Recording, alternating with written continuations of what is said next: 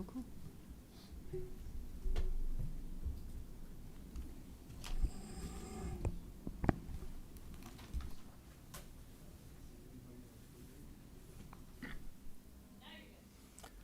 Calls meeting to order. Roll call, please.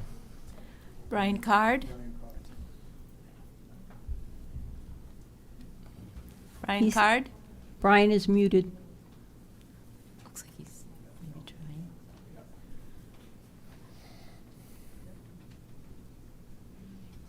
Call him. Call him at We'll the come end. back after. Norman Farren. Present. Michael Huco. Yeah. John Sarantopoulos. Lorraine Lagarde. She's absent with notification. Keith Thurlow. Here. And Brian, can you hear us yet? Brian?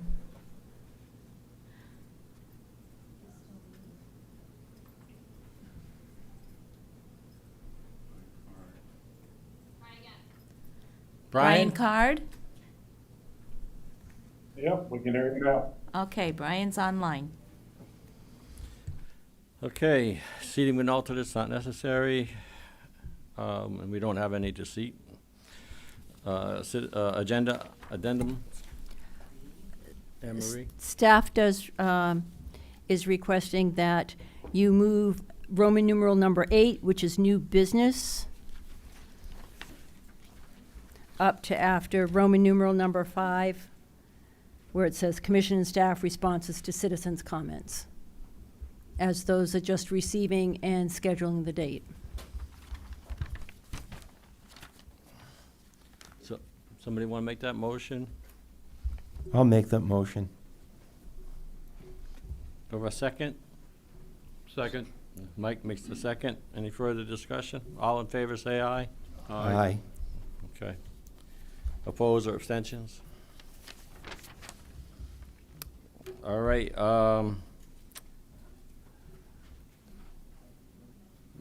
Ken, when did you want to speak about the interveners? Okay. Citizens' comments on items not subject to public hearing. Individual presentations not to exceed 3 minutes, limited to an aggregate of 21 minutes, unless otherwise indicated by majority vote of the commission. Public comments can be emailed to publiccomment@killenlyct.gov or emailed to the Town of Killenly, 172 Main Street, Killenly, Connecticut, 06239. All public comment must be received prior to 2 p.m. the day of the meeting. Public comment received will be posted on the town's website, www.killenlyct.gov. As this is a hybrid meeting, citizens can participate in the citizens' comments by WebEx, joined by phone, 1-415-655-0001, access code 2870-560-8698. So, at this point in time, if somebody wants to make comments, go to the podium, name and address, please. 3 minutes. Can you hear me? All right.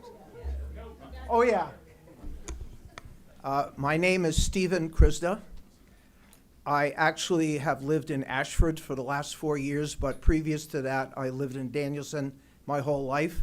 My son lives in Danielson, and I'm here in part because of the Amazon project and our somewhat similar experiences in Ashford.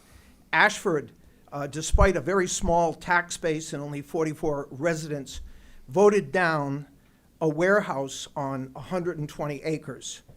Plainfield's Uline facility is only 85 acres. Amazon's Killingly plan at 556 acres is equal to 420 football fields. So scale matters. Number two, habitat loss in North America alone has resulted in the loss of 1 billion breeding adult birds in just 49 years. Even on only 500 acres in North America, there could be tens of thousands of birds, hundreds of mammals, 200 billion insects, and almost 9,200 plant species. That 500 acres is not just a barren development, but it could be if Amazon gets its way. We have, when it comes to traffic and pollution, we already have an example of how bad that can be. We, at the juncture of North Main, Route 101 and 395, we have a very congested area. Quite frankly, it's a nightmare to drive through. Let's imagine what it's like for Amazon to come in, have somewhere between 200 to 500 semis per day, not counting hundreds of delivery vans, funneling onto Westcott, 395, and whatever other secondary roads. The most polluting part of Amazon, their delivery system, is the last mile, either leaving or re-entering the warehouse. One warehouse emits thousands of metric tons of CO2, not to mention nitrogen dioxide, which is linked to asthma and heart disease. Jobs. Amazon is on track to replace 600,000 future hires with robots by 2033. Why? Because working conditions at distribution centers, fulfillment centers are, quite frankly, atrocious. They have incredible turnover. In California, average worker turnover is greater than 100%. And Amazon has a stunningly high rate of job-related injuries, treating workers as disposable in order to sustain their production pace. It's a 21st century sweatshop. That is why Killingly will increasingly be roboticized, because Okay, people are you not got going to 3 want to minutes. stay. Thank you. You're welcome. Next.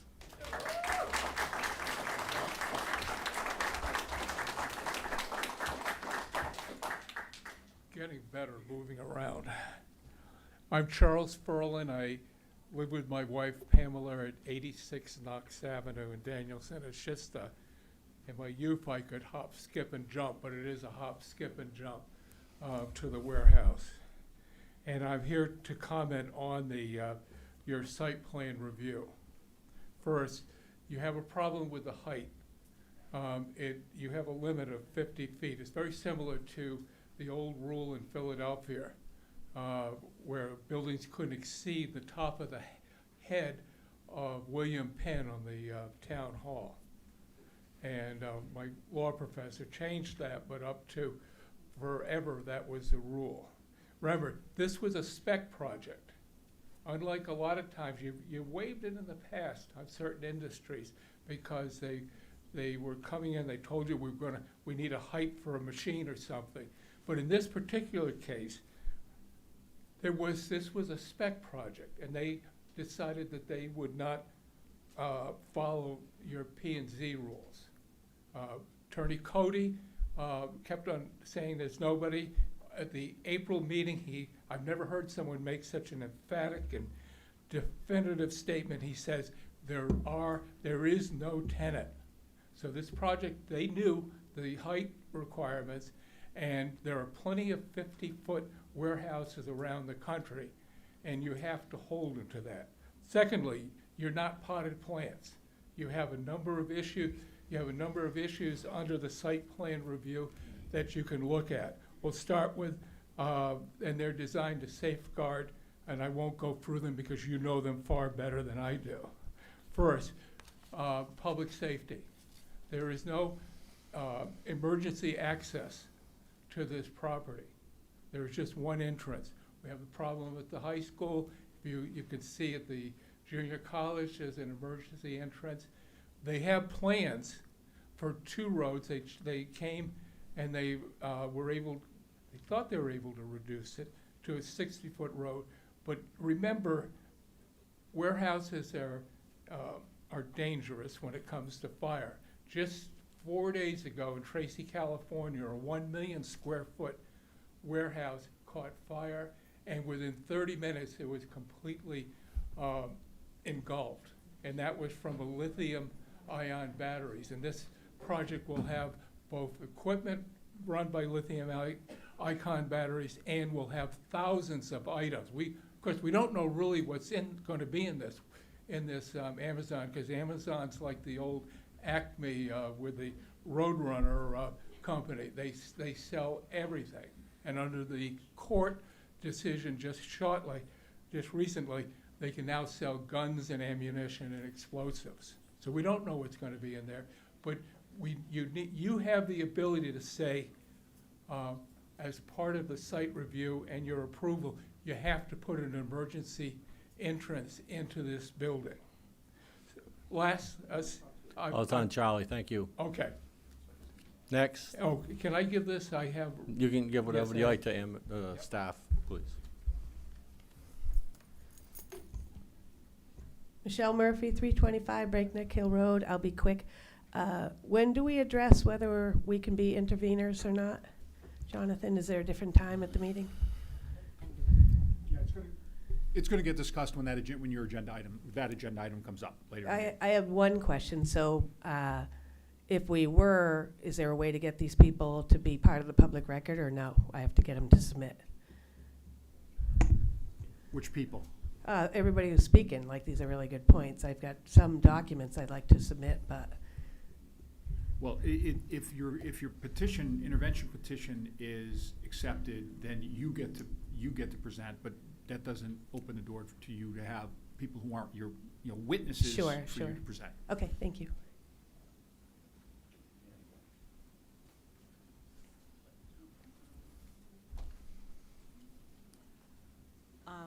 Ula Teak Barclay, 26 Dark Lantern Hill Road. I'd like to suspend the rules for you to answer a question. We're confused whether we are asking questions for Project Husky now, or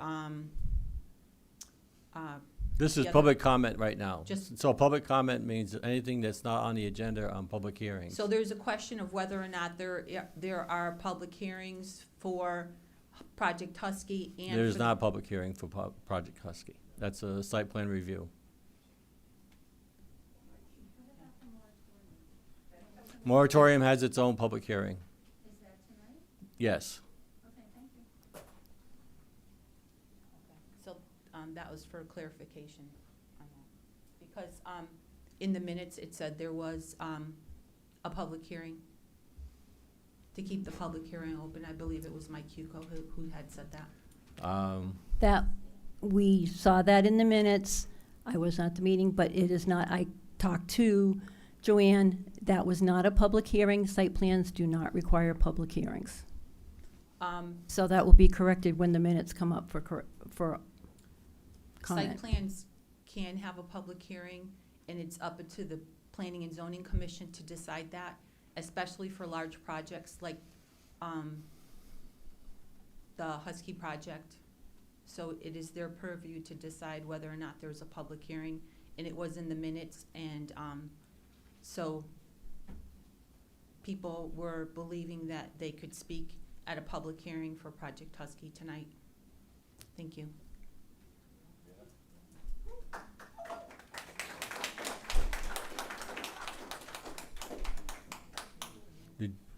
Mr. Chair, public hearing is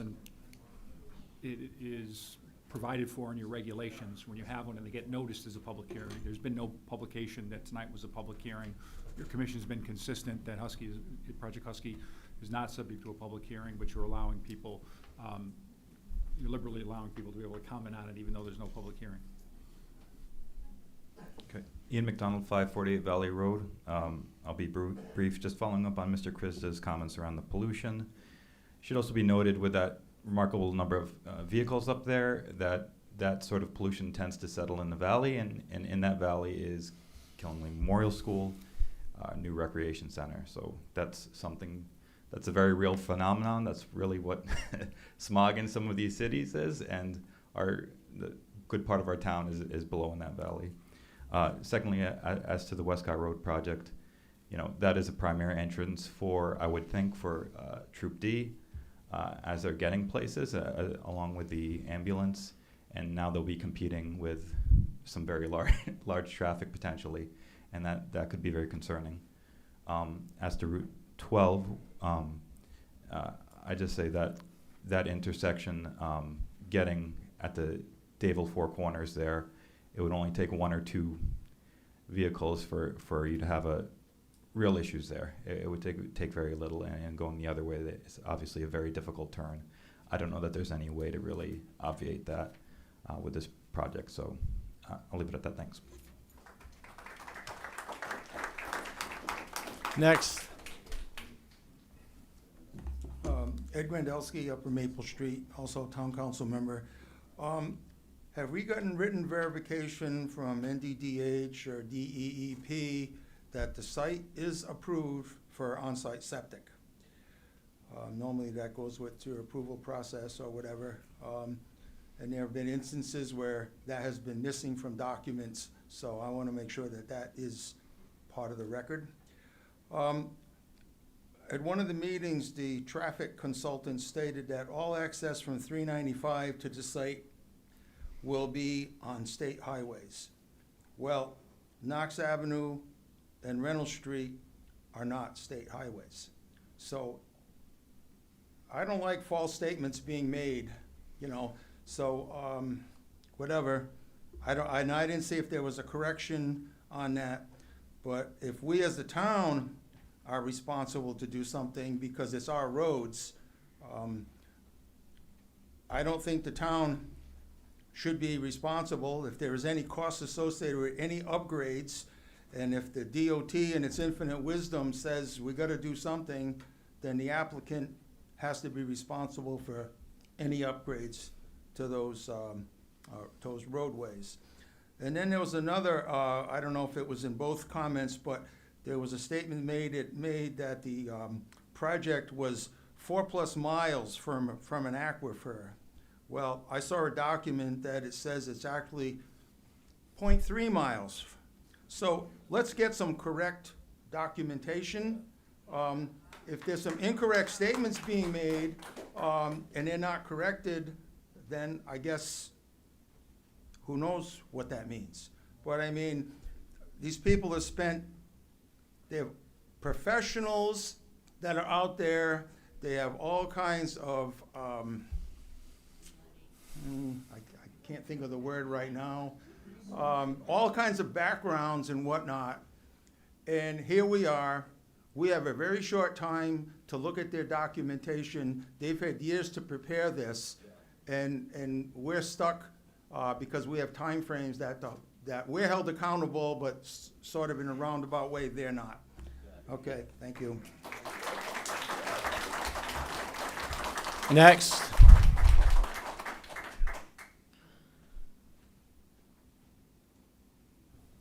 Ida Barris, 1123 North Road. I say let's not do this. Nobody here wants it. And quite frankly, I think it will totally ruin Killingley. Totally ruin it. 1,000,000-something square foot, what did you say, how many football fields? 420 football fields. 420 football fields worth of noise, light pollution, air pollution. I'm pretty sure that this area, if I'm not mistaken, if you talk to the school nurses, that we already have a really high incident of children with asthma. This cannot be good for them or for anybody else. And don't do it. Thank you.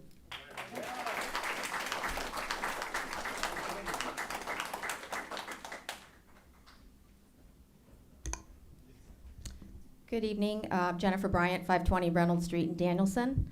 I just want to say that I strongly support the moratorium on new distribution centers. This pause is a responsible and necessary action for the town to take to diligently evaluate and amend the current zoning regulations. That's going to be on a public hearing, so we really not supposed to talk about that now. Okay, That's can- later on. There'll be a public hearing for that. Can I go on record about a public hearing for the Husky project then? For Husky, yes. Yes, okay.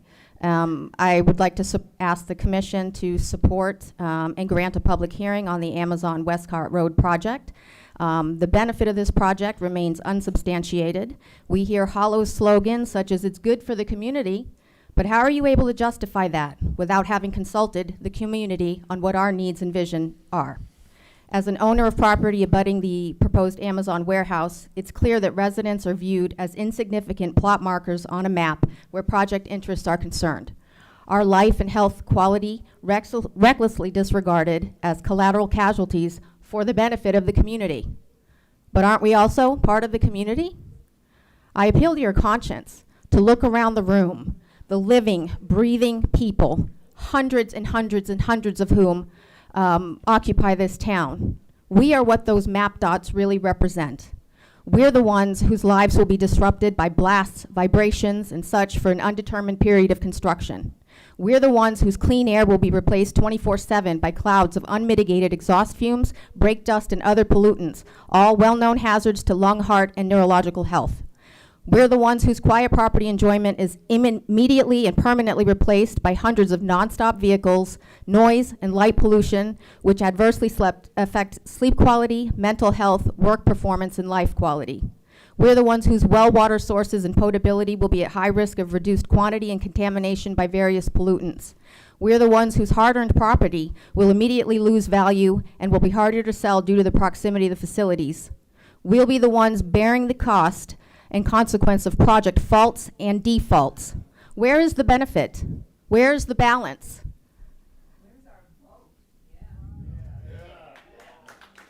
Yep. Thank you. We'll also be the ones who are at risk of impeded emergency responders. I sincerely hope you will approve our request for a public hearing so that no other residents feel their life or stake in this community has no value, and that the people's interests will be considered in balance with the town's growth initiatives. And to that same end, please allow the community an honest opportunity to express our position on it. We deserve a say on developments of this scale, especially as we are the ones who will bear the consequences of them. Thank you.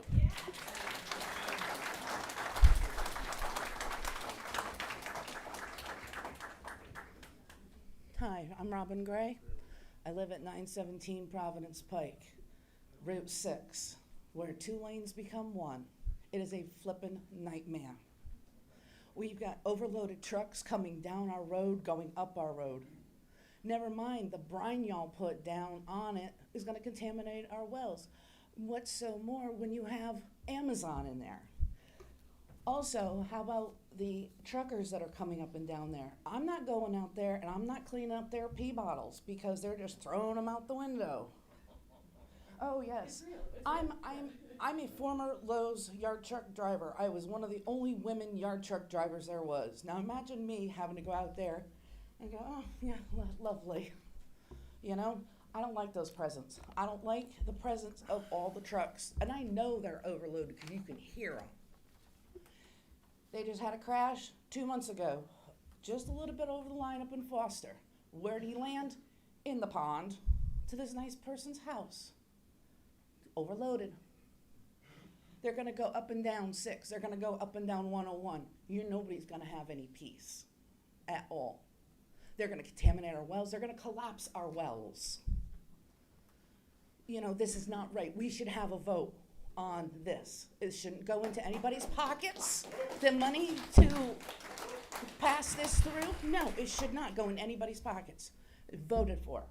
And I vote no on this because the Western Express is gonna be coming through, NFI, Swift, Schneider, Smith, Trucking, all are gonna come through, drop off.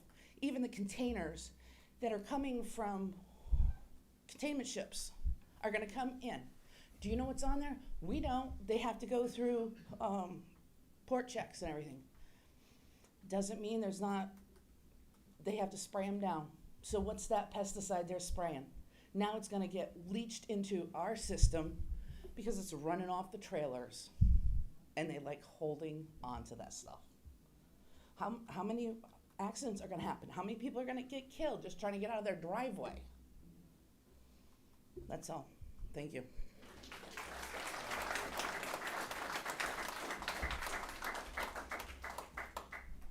Hello, I'm Katie Slininger. We're at 170 Broad Street. This is Noah Larson. He's a member of Killingly Little League. So we live on Broad Street. Obviously, this would be in our backyard.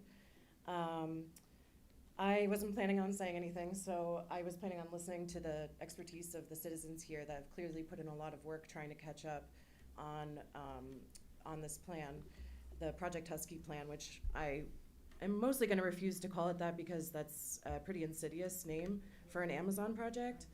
And the environmental and infrastructure issues have been covered pretty much, but I'm coming from an organized labor standpoint. I'm a member of United Food and Commercial Workers. I work at Stop and Shop as a union grocery worker. My husband is an Ellis Tech high school teacher, so he's a member of SVTC, State Vocational Tech Federation of Teachers, so FT. I got it wrong again. I also have strong relationships with Amazon Teamsters. And I'll tell you what, you don't want a Teamster truck parked outside of Town Hall with like hundreds of Teamsters rolling up, fighting this plan, because I can bring them. I know them. They're fighting this in other places, and they'll fight it here. I mean, I will anyway, maybe, because it sounds like this is an ongoing fight that we'll be struggling against. And the other thing I want to say from the standpoint of an organizer is votes and elections are not a blank check to do what you want while you have your term. You still have to listen to the citizens. I echo the call for a public hearing on this issue, so that we also have time to organize our fellow community members. And I'll tell you what, we already have a bipartisan coalition of Clean Water Coalition, Keep Killingly Rural. I am a member of Connecticut DSA, the Northeast branch, and I have been for quite some time. And we're organizing together, and we are happy to work together to fight this. So that's my public comment.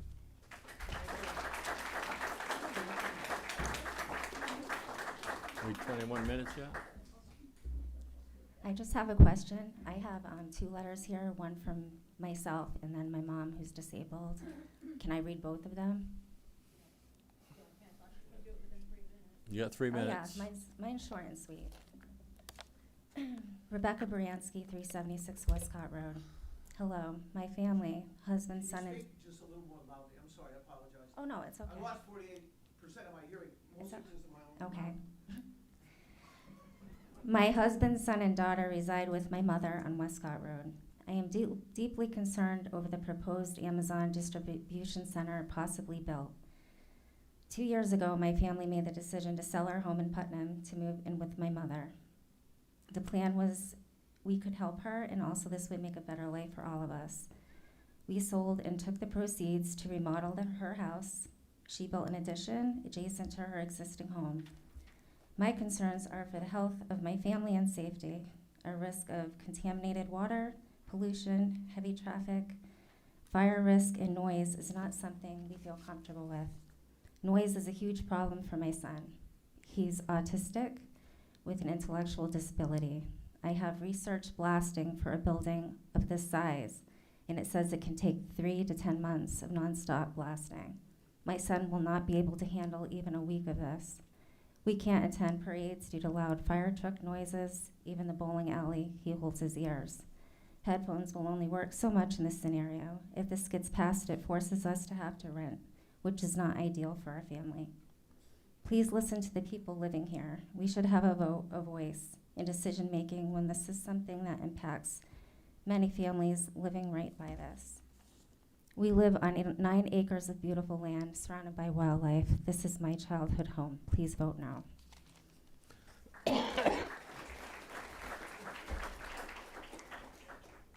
This is my mother. Hello, my name is Karen Mazzarella, and I live at 376 Westcott Road in Danielson, Connecticut. I am in opposition of the Husky project off of Westcott Road. My husband Dennis and I were given a piece of original land, acreage of 3 acres, by my father-in-law, Henry Mazzarella, who was who was well-known in Killingly. We love our land. We built a ranch house back in 1975. I've lived in this area all of my life. I'm very concerned of contamination of soil and water. The proposed facility would sit directly on top of the active aquifer that supplies Killingly's drinking water. If our wells get contaminated, who is going to pay for the damage? We as homeowners do not deal well with these issues that will arise from this monstrosity. I feel we as homeowners, taxpayers in this community are being ignored and do not have a voice in this matter. It's so concerning that this is even being considered. Traffic, noise, light pollution will be affecting our quality of life. 430 tractor trailers to and from their destination of 930 car parking spaces run off from these vehicles pose contamination risks. Our atmosphere and our ecosystems will be affected with the smell and diesel fuel in the air. Long-term exposure to diesel fuel is a carcinogen, which is linked to lung cancer, known to trigger asthma and exacerbates existing cardiopulmonary diseases. I have already dealt with lung cancer and do not need it again. I love living where I live on Westcott Road, but I am wondering if I should try and sell my house or hope for the best. If by chance the warehouse is approved, I will have a very hard time trying to sell it after this fact. No one wants to live in a house with a warehouse in their backyard. I have an addition put on my house, so I live in that addition, and my daughter and her family are on the original side of the house. So my main concern is the blasting and the noise it will create and the contamination from the blasting into bedrock. I have a beautiful grandson who is on the spectrum, and noise is a very big concern. He has a hard time adjusting to any noise that he cannot control. I also have someone in the family that is dealing with chemical exposure, and we just can't take the additional risks that are inevitable once this huge monstrosity is built. I haven't even touched on the wetland disruptions. I will touch on that soon, since we have been told to separate the two. Planning and zoning, please really consider what the residents of Killingley want and need, which is good quality of life and not their lives turned upside down.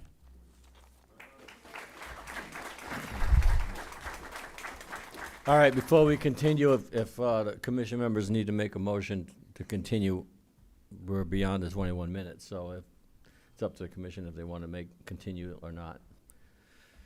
We have a discussion on that? Well, somebody needs to make a motion to either go forward or if we don't go forward. I'll make a motion that we do not go forward. Can I have a second? Second? How much more are you gonna tip the scales? Come on. We've already heard everything. 5 minutes. No, you haven't heard everything. You know what? This is a bad deal. This is a bad project. Everybody's mad Okay, as hell. we'll take a break. You talk to the chair. I make a motion, we take a 10-minute break. Talk to the chair. Take a motion to take a 10-minute break. You want a second? Second? A 10-minute break. 10-minute break. Second it? All in favor? Aye. Done. 10-minute break.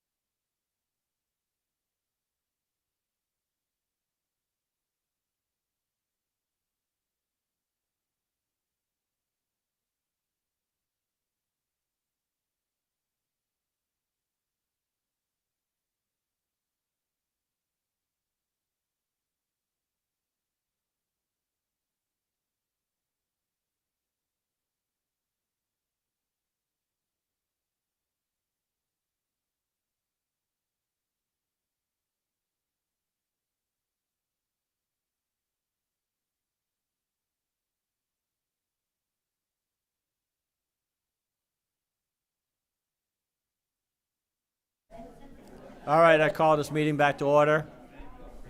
Please. Mr. Chair, I'd like to make a motion to extend the public comments for another 21 minutes only. You have a second? I'll second. Discussion, all in favor? Aye. Opposed or abstentions? One no. You forget you're there, Brian. I'll put the picture up for you. All right. 21 more minutes. Nancy? Hi, Nancy Grindelsky, 877 Upper Maple Street. I'd just like to publicly thank Michelle Murphy and Lisa Danberg for their courageous act of requesting a moratorium on the warehouses and distribution centers. These are unprecedented times. Things are changing so quickly. Billionaires rule. There's no playbook. The rules are written as we go. The town of Killingley cannot host Jeff Bezos' Amazon. It will negatively affect our quality of life. We know the developer is not reputable due to the lawsuits against them. Please deny this app and let Bezos take us to court. Anyone who knows me knows I'm passionate about animal welfare. Amphibians will perish when the wetlands are destroyed. The wildlife will be displaced and suffer, just like the innocent ducks and pheasants who were shot down in the name of blood sports at Markover Game Farm. If this project goes through, a memorial should be erected to all the animal victims of Markover, as well as the wildlife that will die due to Amazon.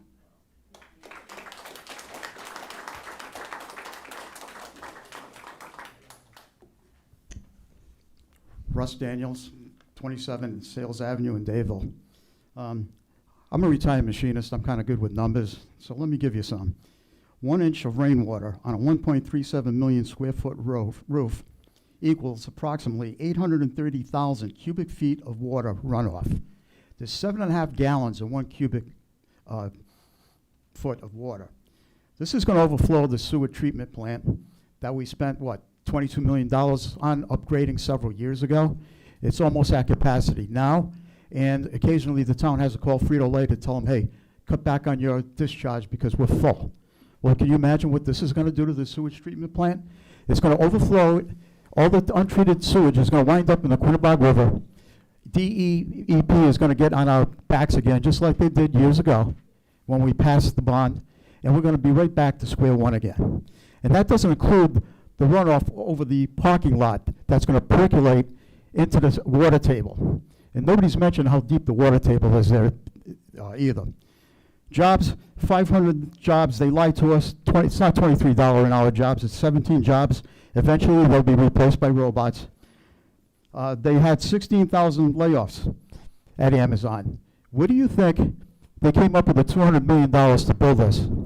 Those 16,000 jobs they lost to robots. So now they pay their employees $0.00. Ain't that nice? Liability, there's some people in this area right across from the driveway of this proposed abomination that have seen their house prices, their values drop right into the basement.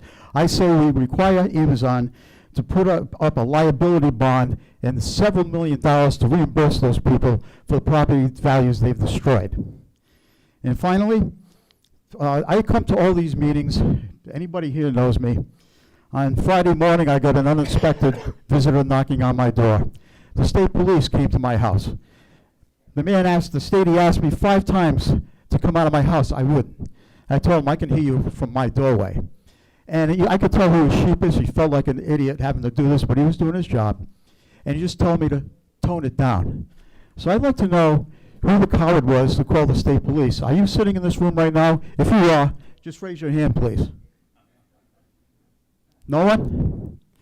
You know, people who bend to that kind of level to destroy other people are really disgusting. That's all I got to say.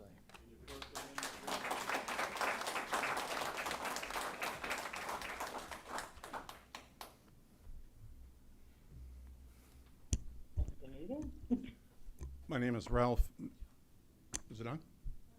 My name is Ralph Mastrangelo. I'm at 2 Starling Court in Danielson, and I just First of all, just thank you for extending the time for the comments. You know, I'm curious when you hear the comments from people talk about their child has autism or they've had cancer. Do you hear that and go, yeah, but what's this gonna do for the town? No, for these meetings that I've attended, I've heard overwhelming opposition to this project, overwhelming opposition. I don't think I heard one person who's gotten up at this podium and said, this is the greatest thing that has ever happened to Killingly.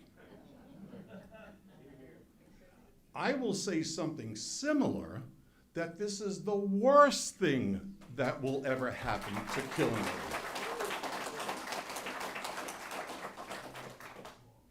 So your job is to protect the interests of the town. That's what you have to do. What's best in the long-term interests of the town? But what is Killingly? It's not this amorphous thing that we can't put a definition on. It's the people. This is Killingly. The people who live here, who work here, who worship here, who raise their children here, who send their kids to the schools here. That's Killingly. That's what you should be protecting. That's where your interest should be, in protecting the interests of the people. And we've gotten up here with some very eloquent speakers telling you what their interests are. And it still feels like this is going to be rammed down our throats, like it or not. And you know, I'm curious what part of this project has any long-term redeeming value for the town. This would not be temporary imposition on us in terms of noise, in terms of dust from construction, like when they built Killingly Commons. Killingly Commons is a center of commerce, jobs. It lasted a few years with all the construction and it was done. And I bet everyone in here has been to Killingly Commons at some point. This is not that. This has no long-term redeeming value for the town. Right. This will be permanent disruption. This will be air pollution, light pollution, water pollution, noise, traffic, decreasing property values for years to come. How is that good for the people? And I ask, why us? Why us? Why here? What part of Killingly do you associate with mega warehouse distribution center?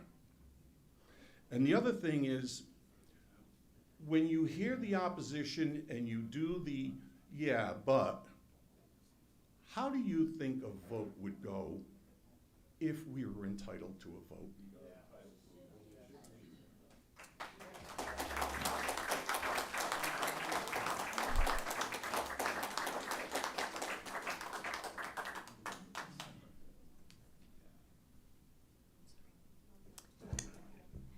Hello, my name is Jasmine Birdie, 125 Lake Road in Dayville. Is this the same developer that did the Starbucks and the Five Guys and, yeah. Oh, sorry, never mind, okay. I'll spin this up different way then. So these developers, you know, they can come in, but this is our last Green Valley, and this, if we let these people come in and do warehouse after warehouse, we're gonna have nothing left, and you can't come back from that. And this is gonna be the stepping stone to what we allow in our town. And if we just open up the doors and, hey, let's destroy all of our wildlife, well, we currently have a major PFAS issue going on in town. You know, it's really not the brightest thing to do. And if they want to take us to court, let them take us to court, because this is our town. And if we aren't fighting for it, why are we here? This is where we're raising our kids. This is where generations of families have been. I moved my kids to Killingly because it's a beautiful place. I have a child going into 6th grade. I have a child going into 5th grade. I have a kindergartner, and I have a 4.5-month son who I'm not sure if I'm putting into the school system or if we're staying here because of all the issues with trying to make this into like a gateway city. And I think it's not going to be a warehouse forever. Technology is changing constantly, every day, every week, every month, every year. It's going to be a data center. There's going to be no jobs. They can blow smoke up our rear all they want, but this is our town. This is not their town. They do not live here. They have no clue how we call this home and how much it means to us. They have zero say in us. So if they want to take us to court, go for it, because this is our home.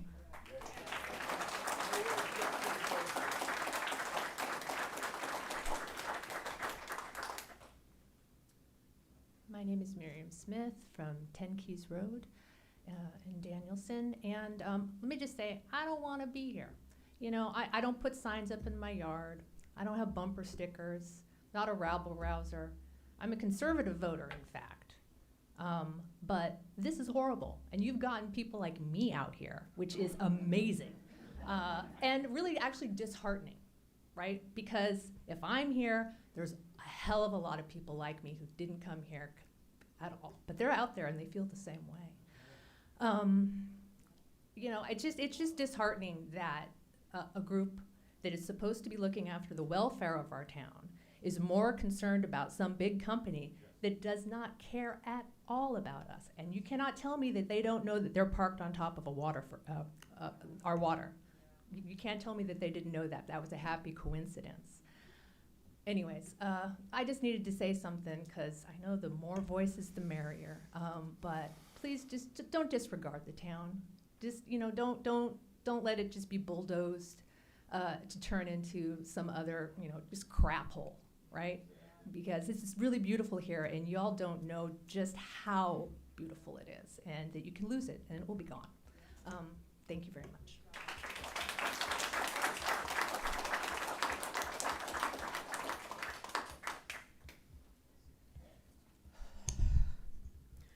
Hi, my name is Rebecca Rainville. I live in South Killingly on 120 Leho Road.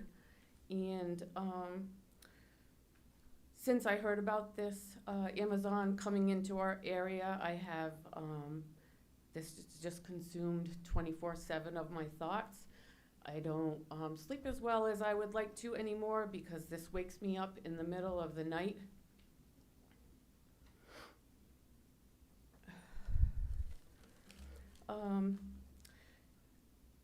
Yesterday, well, we know all about the environmental, the light pollution and the noise pollution 24/7 that's going to take place. But yesterday we had a picnic. My son came home from the military, so we had a bonfire outside. So I'm going to talk more for the animals because they don't have a say. Our habitat does not have a say. So we had a log pile, and as we were burning it, my son saw a massive gardener snake. So he went and picked it up, took it away, and brought it about, I don't know, 40, 50 feet away from where it was living. And 20 minutes later, we were sitting there, that snake came back and went right back into its home where it was living under the pallet. So animals have places, they have homes, and when we go in and clear cut and destruct 420 football fields of land, where are all these animals gonna go?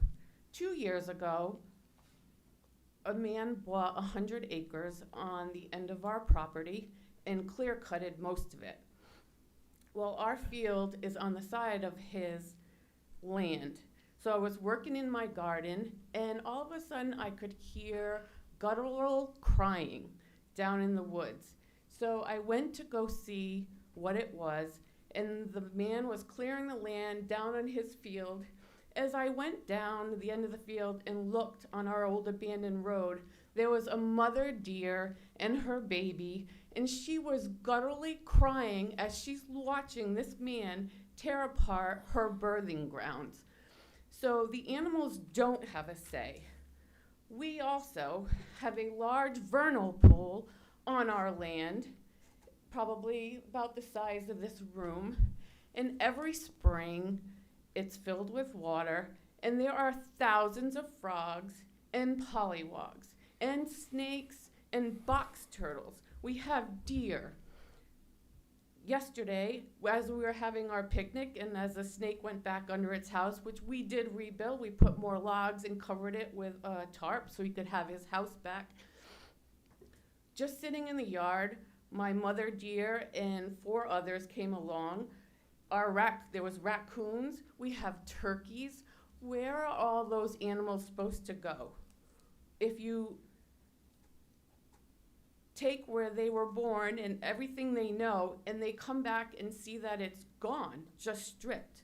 I'm sorry, Mr. Olson has all that land, and I'm sorry what he wants to sell it to Amazon.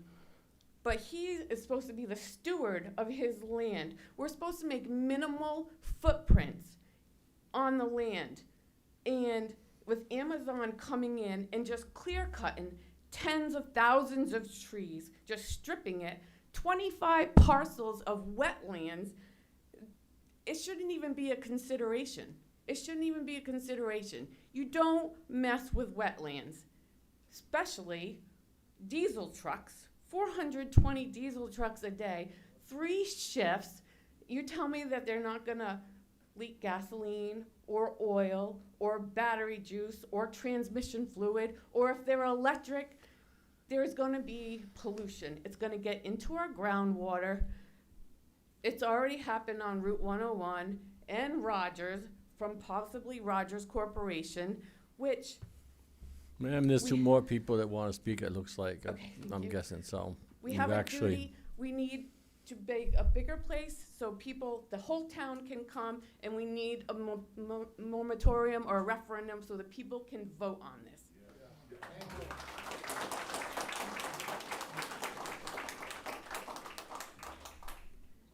Hi, Claudette Rogers from Putnam Pike, and I'm just gonna start with my bus driving story.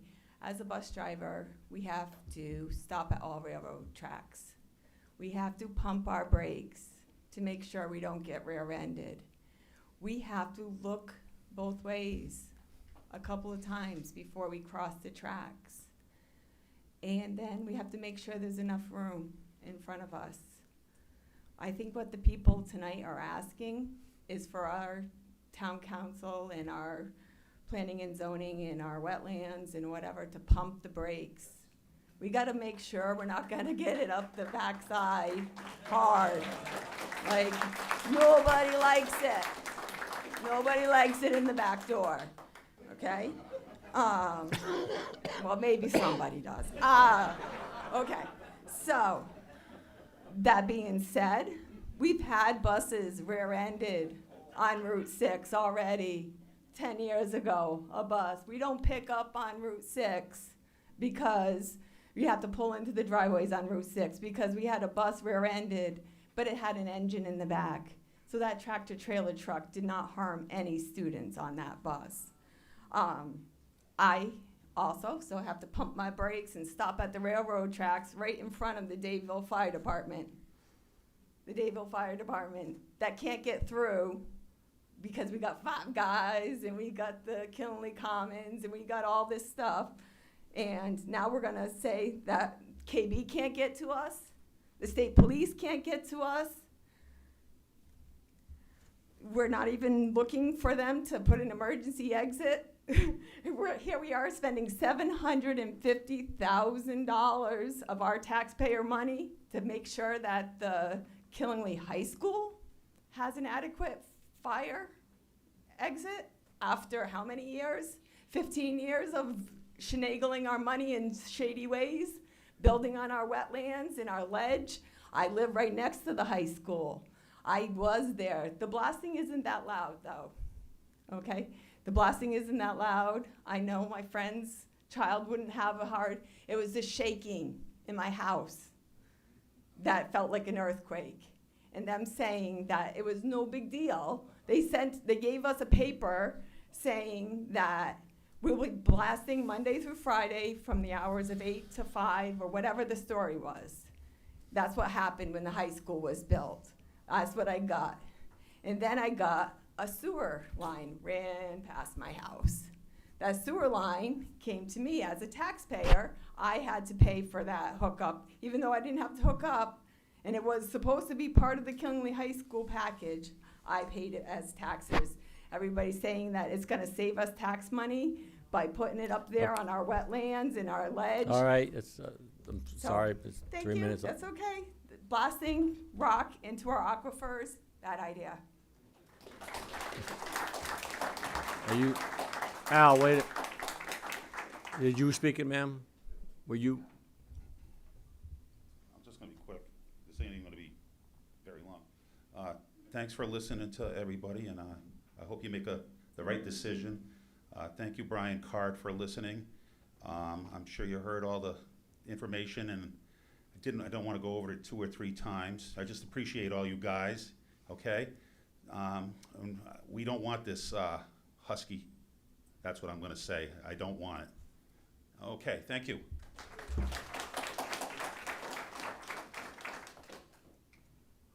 Hi, my name is Beth Chartier, live at 1445 North Road.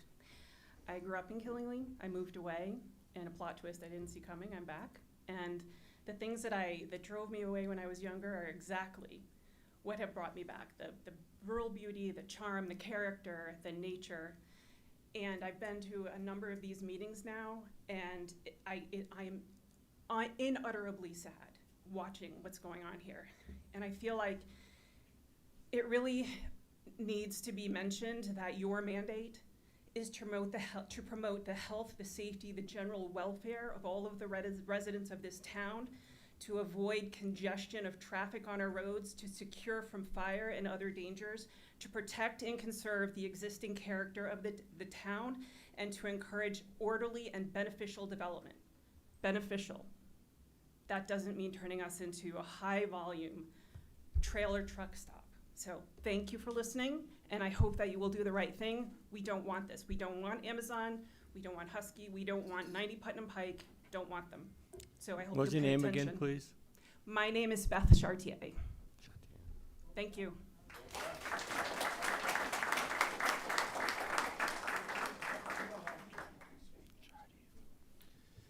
Okay, you're all set then, I think? That's 21 minutes, so.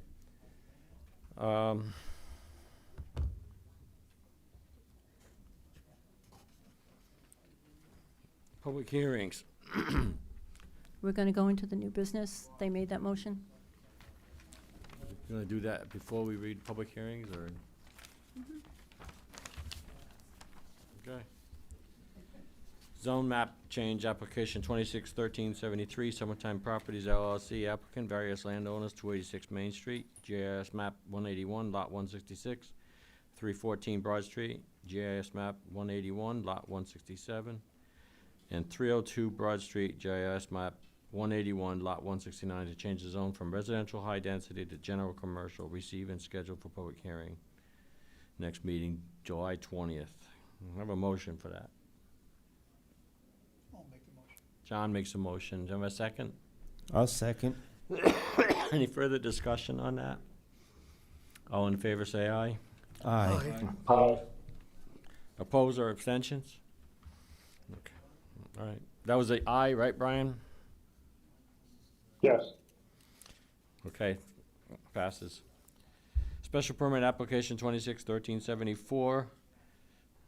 Mahir Shah, applicant, MSDC Realty Trust, landowner, 544 Main Street, Unit 546, GIS map 175, Lot 10, Village Commercial, for a retail liquor store moving from 162 Main Street.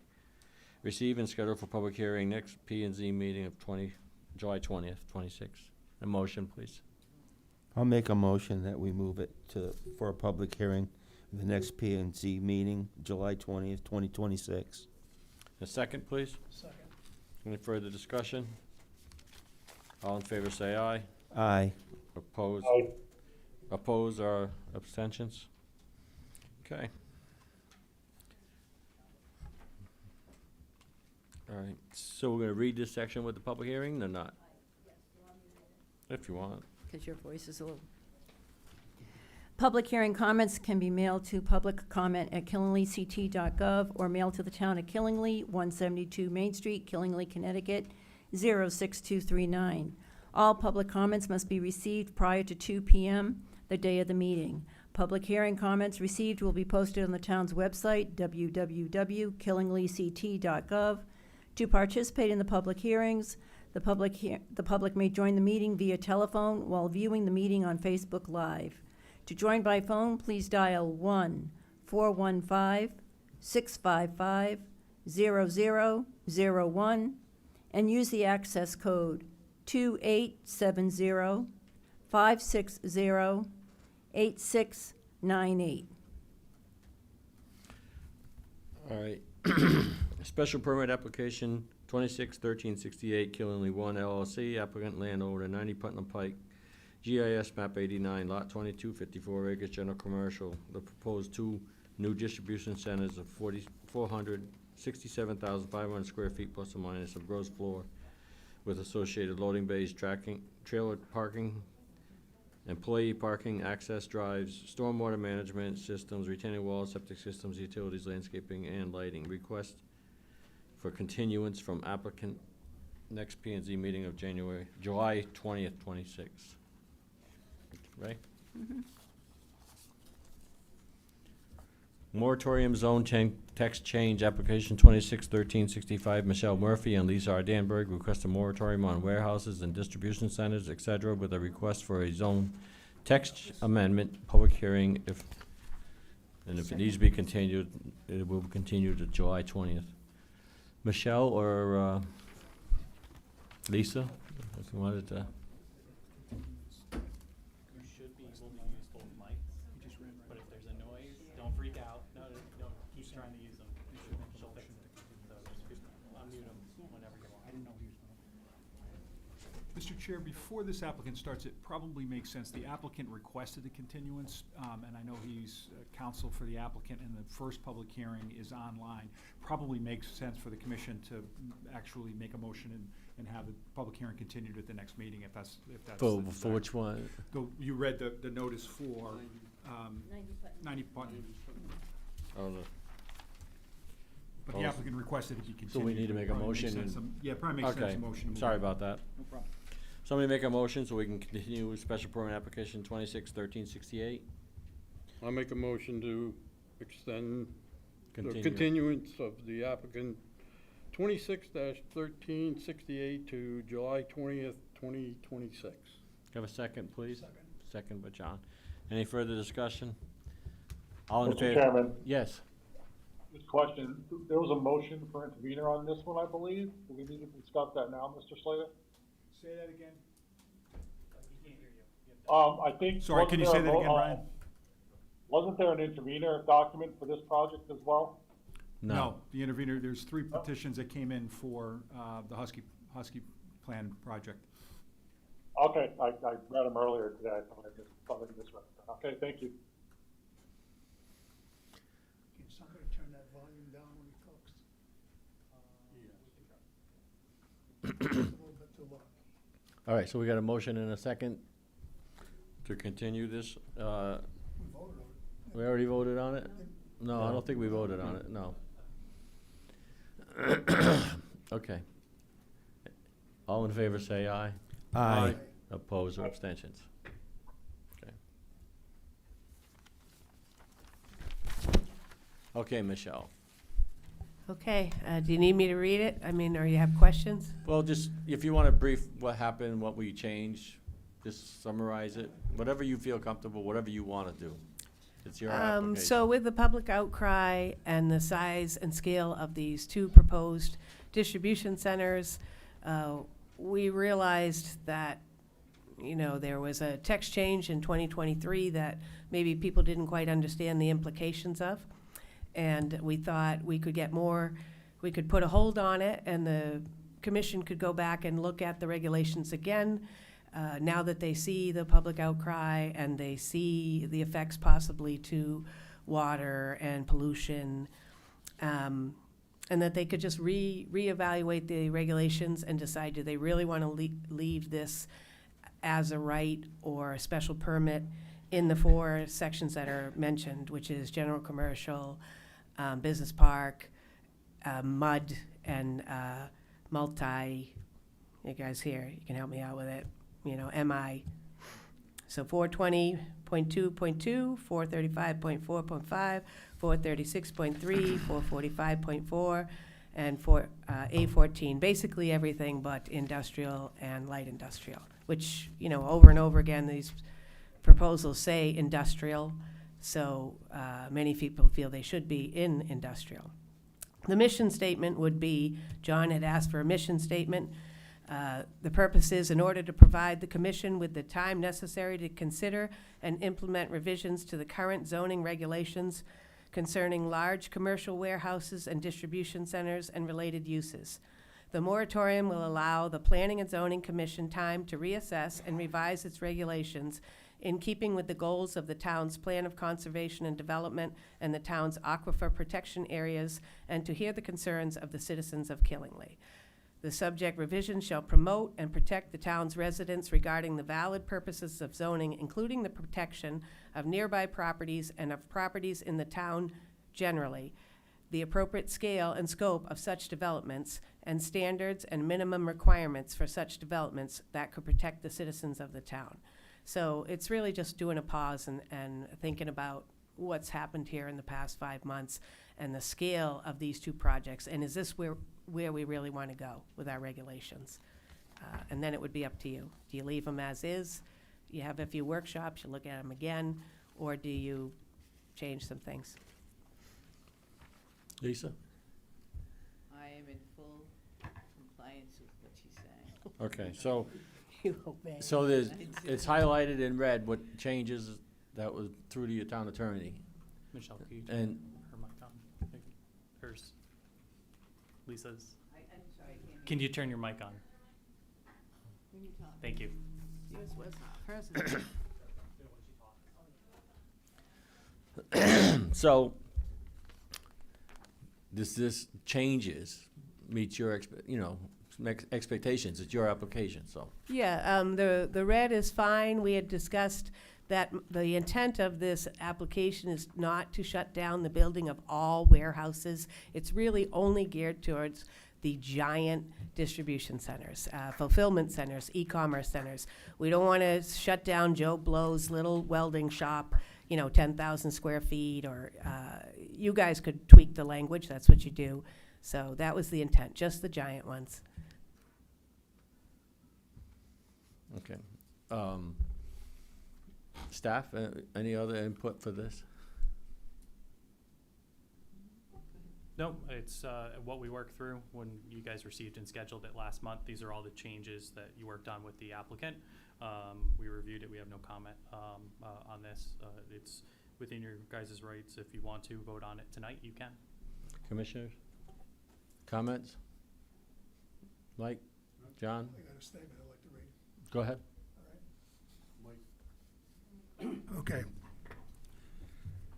As a Planning and Zoning Commission, our authority comes from Connecticut General Statutes 8-2 and 8-23. These statutes require any zoning actions, including a moratorium, to be in accordance with comprehensive plan and supported by factual findings tied to public health, safety, and general welfare. Killenly's adopted plan of conservation and development identifies Route 6 and I-395 corridors as appropriate areas for commercial and light industrial development. Warehousing and logistics uses are consistent with these designations. The plan of conservation development does not identify warehouses as a use required emergency restrictions, okay? A moratorium that contradicts our plan would not be legally defensible. Killenly Connecticut courts have upheld moratoriums only when a town is actively developing a study and demonstrating a specific planning problem that ought to be addressed through existing regulations. At this time, Killenly is not conducting a study on warehousing. No regulatory deficiency has been identified. No evidence has been presented showing that warehousing poses an intimate plan risk. Without these elements, a moratorium would be considered arbitrarily under Connecticut law. A blanket moratorium would be viewed as exclusionary and reactionary zoning. Killenly has long been part of the Northeast Corners Industrial and Logistics Network.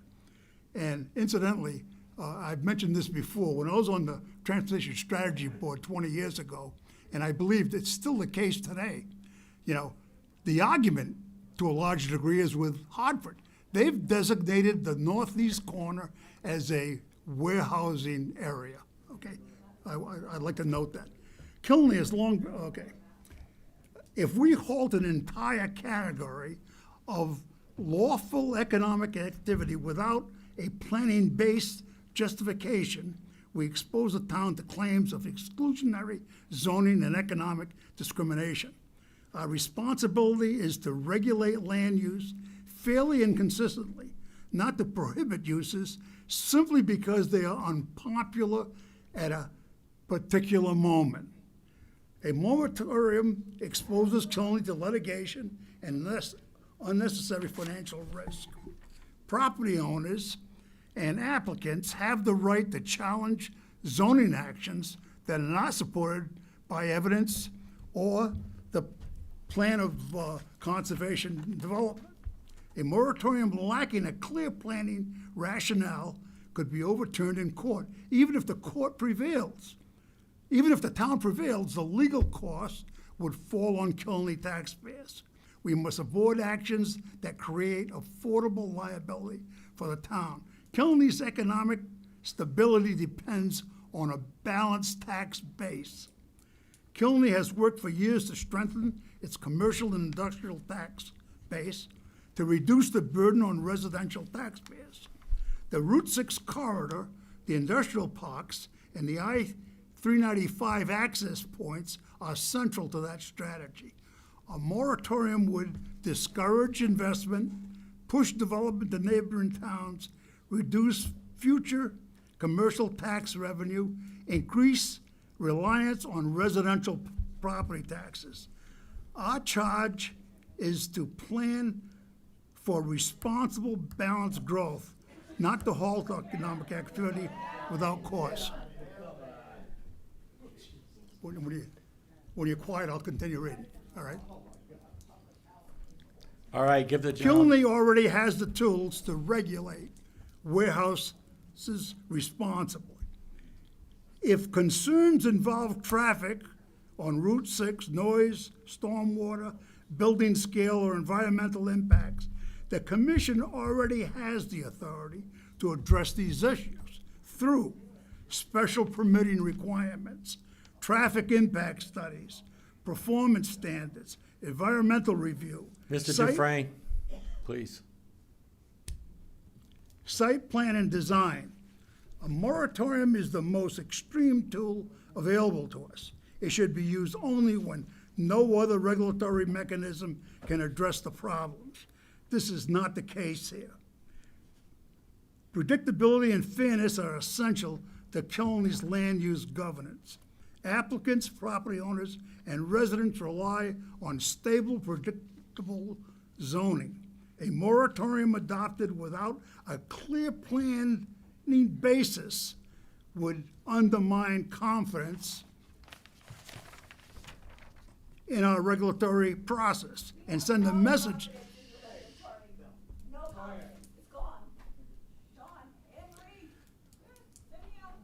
Ms. Rogers, please.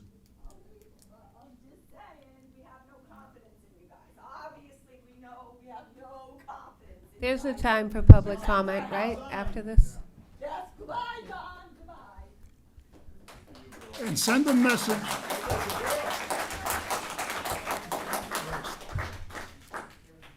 and send a message that Killenly's land use decisions are reactive rather than evidence-based. Our duty is to uphold a national, consistent, and legal sound planning framework. For those reasons, I cannot support the proposed moratorium on warehousing in Killenly. It is not supported by a plan of conservation and development. It is not backed by a documented planning need. It exposes the town to legal and economic risk, and it is not the least restrictive, it is the least, excuse me. And it is not the least restrictive tool available to address the concerns raised. That's my statement. Thank you. And wait a minute now. Order. I read this to make everybody aware of what you're facing when you propose a moratorium. So, I have a response. We appreciate your, and Okay. the other thing I want to do. we've had discussions on this before. Yeah. All right? Procedurally, are we going to have a public hearing where other people can speak? Is that how it works? All right, so my responses to those, I have several responses through thought. In the Plan of Conservation and Development, when it was formed, and I think it's 20 years ago when they were talking about the corridor, they were talking about warehousing, but you didn't have the scale of distribution center, e-commerce centers that you have now. So I believe, although it's referenced in the POCD, they weren't talking about this type of scale. This is pretty new, in my opinion. What else do I have? It is being done in other places, and they're not being sued. Ashford did it. Nobody's suing them. I'm just going to look at my notes here so I can respond. So this is recent also in terms of the business park being as a right. That's only 2023. You mentioned the most extreme. Did you want me to? My preference was to come in and offer you a chance to look again and use your expertise to do this. I didn't want to come in with a text change saying business park from now on should be a special permit. I wanted to leave that decision to you because you guys have the experience. So to me, it's not the most restrictive, it's actually the least because it gives you the most chance to use your expertise when you look back at these. Let me see. You mentioned industrial zone and light zone. Well, yeah, that's the point. You have proposals coming in that say this is an industrial project, and they're not in industrial zones, which is specifically why I didn't take it out of industrial zone. Conservation Commission, you're going to reference a POCD, and the Conservation Commission wouldn't sign off on this project on Westcott Road. Like, to me, that's all the legal that you need. I mean, you have one of your major commissions that's supposed to be involved in this planning saying, no, it's not good. So anyways, those would be my arguments against it. John? I'll just respond to one. Plan of Conservation and Development is reviewed every 10 years. So what you're looking at isn't something that's 15 Okay, years. yeah, well, 10 years ago, I Every read 10 it. years, I saw it in town has to look I saw it in the language, and it said warehouses, for warehouse, whatever. It did not say mega distribution centers. I think that's a fairly new concept, and I had that in the first draft. So that's just the type of language that you could tweak in this. You could say only projects over 100,000 square feet. You could tweak that tonight if you wanted. That was the original language. So if you wanted to make it less restrictive, you have that right. Mr. Slater, could you respond for everybody's benefit? Well, I reviewed the original proposal and suggested some changes in it to make it something that could come before this commission and be reviewed and considered for approval. I don't disagree with Commissioner Sarantopoulos' perspective that there needs to be some. I don't think you have to have some kind of a study underway at the time you do a moratorium. It's true that some of the cases, they wanted to do that, or they had some of that going forward, but I have not seen the case law that said that that's a requirement. What would have to after you hear from all the people tonight, and obviously it's not part of the public hearing per se, but it's clear from the record that pending applications that are on the agenda were part of the reason that gave rise to this, that there's some very large projects that are pending. If you think there might be holes in your regulations that warrant potential revisions, it's within your prerogative to adopt a moratorium to be able to do that. If you don't think there's that kind of showing that there really are any problems, that as Commissioner Sarantopoulos said, there's been a plan of conservation and development, it had been looked at every 10 years, that this is reasonable and appropriate economic development, you don't really need to fix it, then you don't have to adopt a moratorium. It's really very much in your discretion, and you should, obviously, no one's suggesting to vote yet, you should hear from everybody first, and see whether or not you think there's enough of a record, that there is a public interest that is served for the commission to put a pause on these kinds of applications while you fix the regulations. If you don't think there's any problems with your own regulations, then moratorium would be a waste of time. But if you think that, it's not necessarily have to make a finding that there's a problem, but if there's enough of a problem, potential problem, one that it's worth putting a pause in place so that you can study and change them, then I think you do have the power to do that, even though there's no current study underway per se. But you got to hear from everybody and decide yourselves whether there's a legitimate issue, legitimate public concern that warrants putting a pause on it, because it is private property. Owners get to be able to do what they want with their property within the rules. And you'll be putting a pause on it for a period of time where someone who might have wanted to do this kind of application couldn't while you have the moratorium. That's one of the reasons why you don't make them too long, so you have an opportunity to dive in, fix them, and then restore an opportunity for people to file applications. But you all need to hear from everybody and decide for yourselves whether you think there's a legitimate concern that you should put a pause on these things, that the town is exposed for new applications. If you don't, put a pause to give an opportunity to evaluate and make changes. So that would be the summary that I would give. So I agree with much of what Commissioner Sarantopoulos said, but other than the fact that you are that this would definitely be beyond your powers. I think it would be within your powers if you hear enough from the public and you yourselves, in looking at the regulations, think that the town is exposed to some uncontrolled development if you don't fix your regulations and ask for a pause in the meanwhile. So that would be sort of my summary of the options that I think the commission has. So, and commission, is any other discussion about this at this point? Yeah, I think we have every right to consider this moratorium, as Mr. Slater has said. And I think commission members need to be careful about giving their own personal opinion as legal opinions with no legal training, other than studying our own regulations.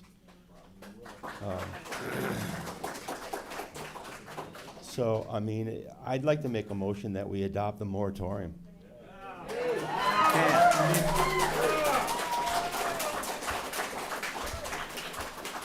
Please. My only suggestion is, it is unlike letting people comment on the site plan where there is no public hearing, this is a public hearing. So there could be people in the public who have a pretty good idea what the sentiment in the room is. But there could certainly be people who feel very strongly that there shouldn't be one, and they're entitled to have an opportunity. So you shouldn't vote until the public is given an opportunity to be heard. And people obviously don't need to keep repeating themselves. If you've heard something that makes sense, you don't need to say it over again, but I do think you need to hear from folks to have an opportunity both in favor and opposed to this moratorium before you vote. Okay. Brian, I haven't heard from you. You want to make any comment? No, I was just going to say, this is a public hearing. You're not at the point of adopting or not yet, so we need to continue the public hearing. Okay. Okay. All right, ma'am. I just want to make the commission aware that there is a pile of public comment about the moratorium. It will say application number 26-1365. I had one clarification question for Mr. Slater. So am I correct that if this was found to be too restrictive, we could, you could adopt language that said, over 100,000 square feet, which was originally in it, right? They can tweak it the way they want. You're correct. Okay. As long as it's within the general scope of what's being proposed, especially if you ratchet it back, that certainly the public should have reason to believe that could happen. So they could make modifications to the language. You are correct. Just speaking to past practice, so in 2010, the town of Killingly did adopt a subdivision moratorium to allow the commission to reevaluate. I think that was a couple extensions. It was a 6-month, then an extension. And we did a similar action in 2021 for cannabis regulations, enacted a moratorium so that way it would allow the commission to process the new state law and adopt appropriate regulations. So it is a planning action that has been done historically in the town. So I'm just wanted to introduce that into the record. Okay, so unless anybody's got any objections, I'm gonna open up the floor to a public hearing for the moratorium at this point. Again, put your name and address, please. Hi, I'm Dr. Angelina Wagner. I live in Putnam off of Providence Street. I have come to almost every planning and zoning meeting, every inland wetlands meeting, every town council meeting for the last almost 8 months. And what I can say is that I also get messages from your constituents daily asking about what's going on and what's next. People who are still just learning about it, because as beautiful as this place is, word does not travel fast because people are living busy lives. And I've heard the town council, I've heard planning and zoning, and I've even heard inland wetlands say, do your research, show up. If you don't want this, use your voice.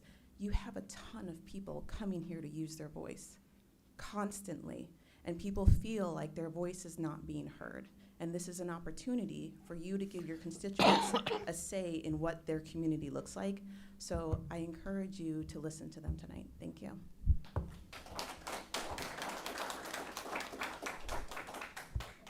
Margaret Weaver, 39 Stevens Street, Danielson. I'm not the historian. I want to speak in favor of the moratorium. I'm very concerned about the air, water, and frightening tractor-trailer traffic on our roads with the current zoning regulations. These changes didn't take into account the quality of life for Killingly residents. These recent changes would allow distribution centers and data centers that could harm our air and water resources. Over 20 years ago, and I was part of that speaking then too, the town was clearly against the changes that you've currently put in and did not give Walmart a permit to build a similar distribution center in our town for these same reasons that you've been hearing tonight. Ida mentioned about asthma in this town. The current asthma rate is 15.7. The state average is 7.9%. That's frightening. I am an asthmatic. That scares me that my air pollution is going to be worsen, and you guys need to take this all into account. Look at the zoning regulations, see what's appropriate for the town to protect our health and well-being. We need to stop the traffic. Our way, we live on Stevens Street. Our way to get to 395 is usually down Westcott Road. I'm going to be fighting a tractor trailer every 3 minutes coming in and out of that location, trying to get to the highway. I'm concerned about people going into town, people coming out of town, the ambulance, the state police coming up to protect my property. If or if I'm at the library and need an ambulance, they're going to have to go through the same thing I just went through. Think about what you're doing. I appreciate your efforts and hope you do verify a moratorium so you can take a good look at the regulations.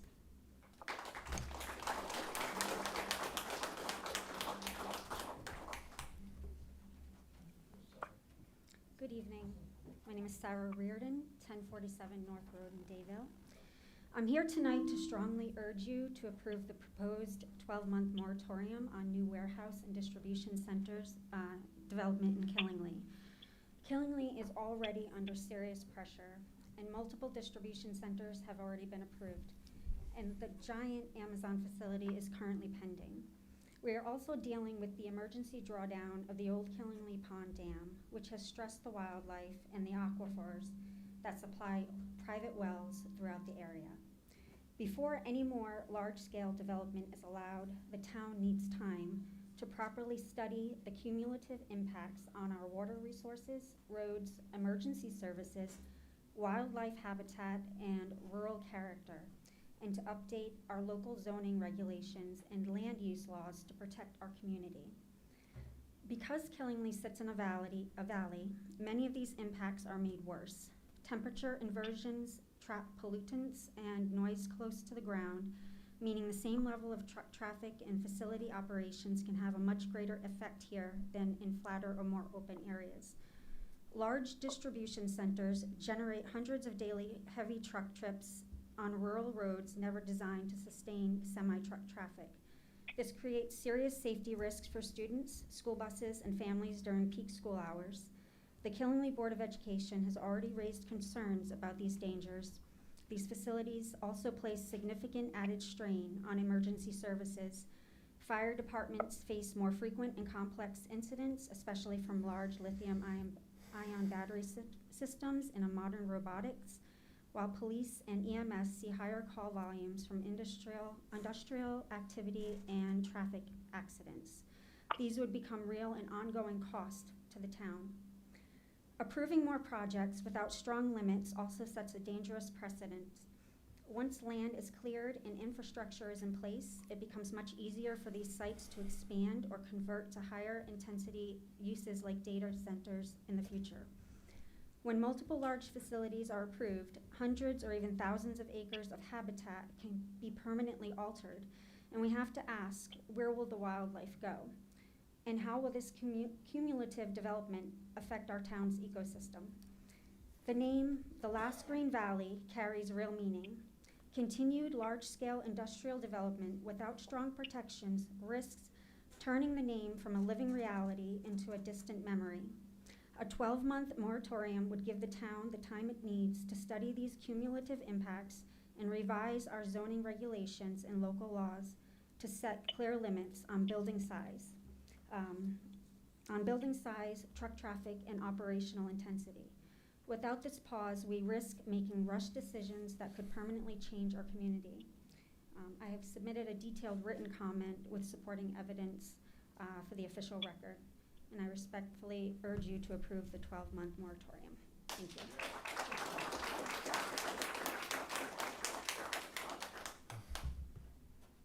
Hello, Jasmine Birdie, 125 Lake Road in Dayville. I also strongly support the moratorium. I think we need the pause to reevaluate. Perhaps there are some wordings that need to be changed because of public safety and environmental safety as well. And something that I had sent some information out was questioning if one of these developers, that's in some of these projects, proposed warehouses, there are legal issues that right now, because if this is the same developers that that are in these projects, as to what I have found in my own research, if they are the same, not saying they're 100%, but I'm just saying if they are the same, like Ryan Companies, if this is the same, they have pending and past lawsuits right now for contract violations, sexual harassment claims, et cetera, that all the information that I had shared is on the town's website, supposedly anyway, so if anyone wants to read it, they can. But we need to take a pause and really reevaluate what we want our town to be, because this is just an open door, and this is our home, and we can never get it back. And if we get sued, we get sued, but you know what? We're doing the right thing, and we have a lot of substantial claims to stand behind, and we need to, have a fighting chance here. This is our home. This is the Last Green Valley. And once it's gone, you will never get it back. Not only is it the animals that's impacting, our water with the current PFAS issues is huge right now. And then we're gonna have all these come in. We need a pause, especially with the PFAS issue going on, and take a breath, reevaluate everything, because it's just not right. And I don't support this, and nobody I know supports, everything going on. So I support Michelle, and I think this is something you guys should vote yes on, because this is what all the people in our town are saying. You need to listen to them. Thank you.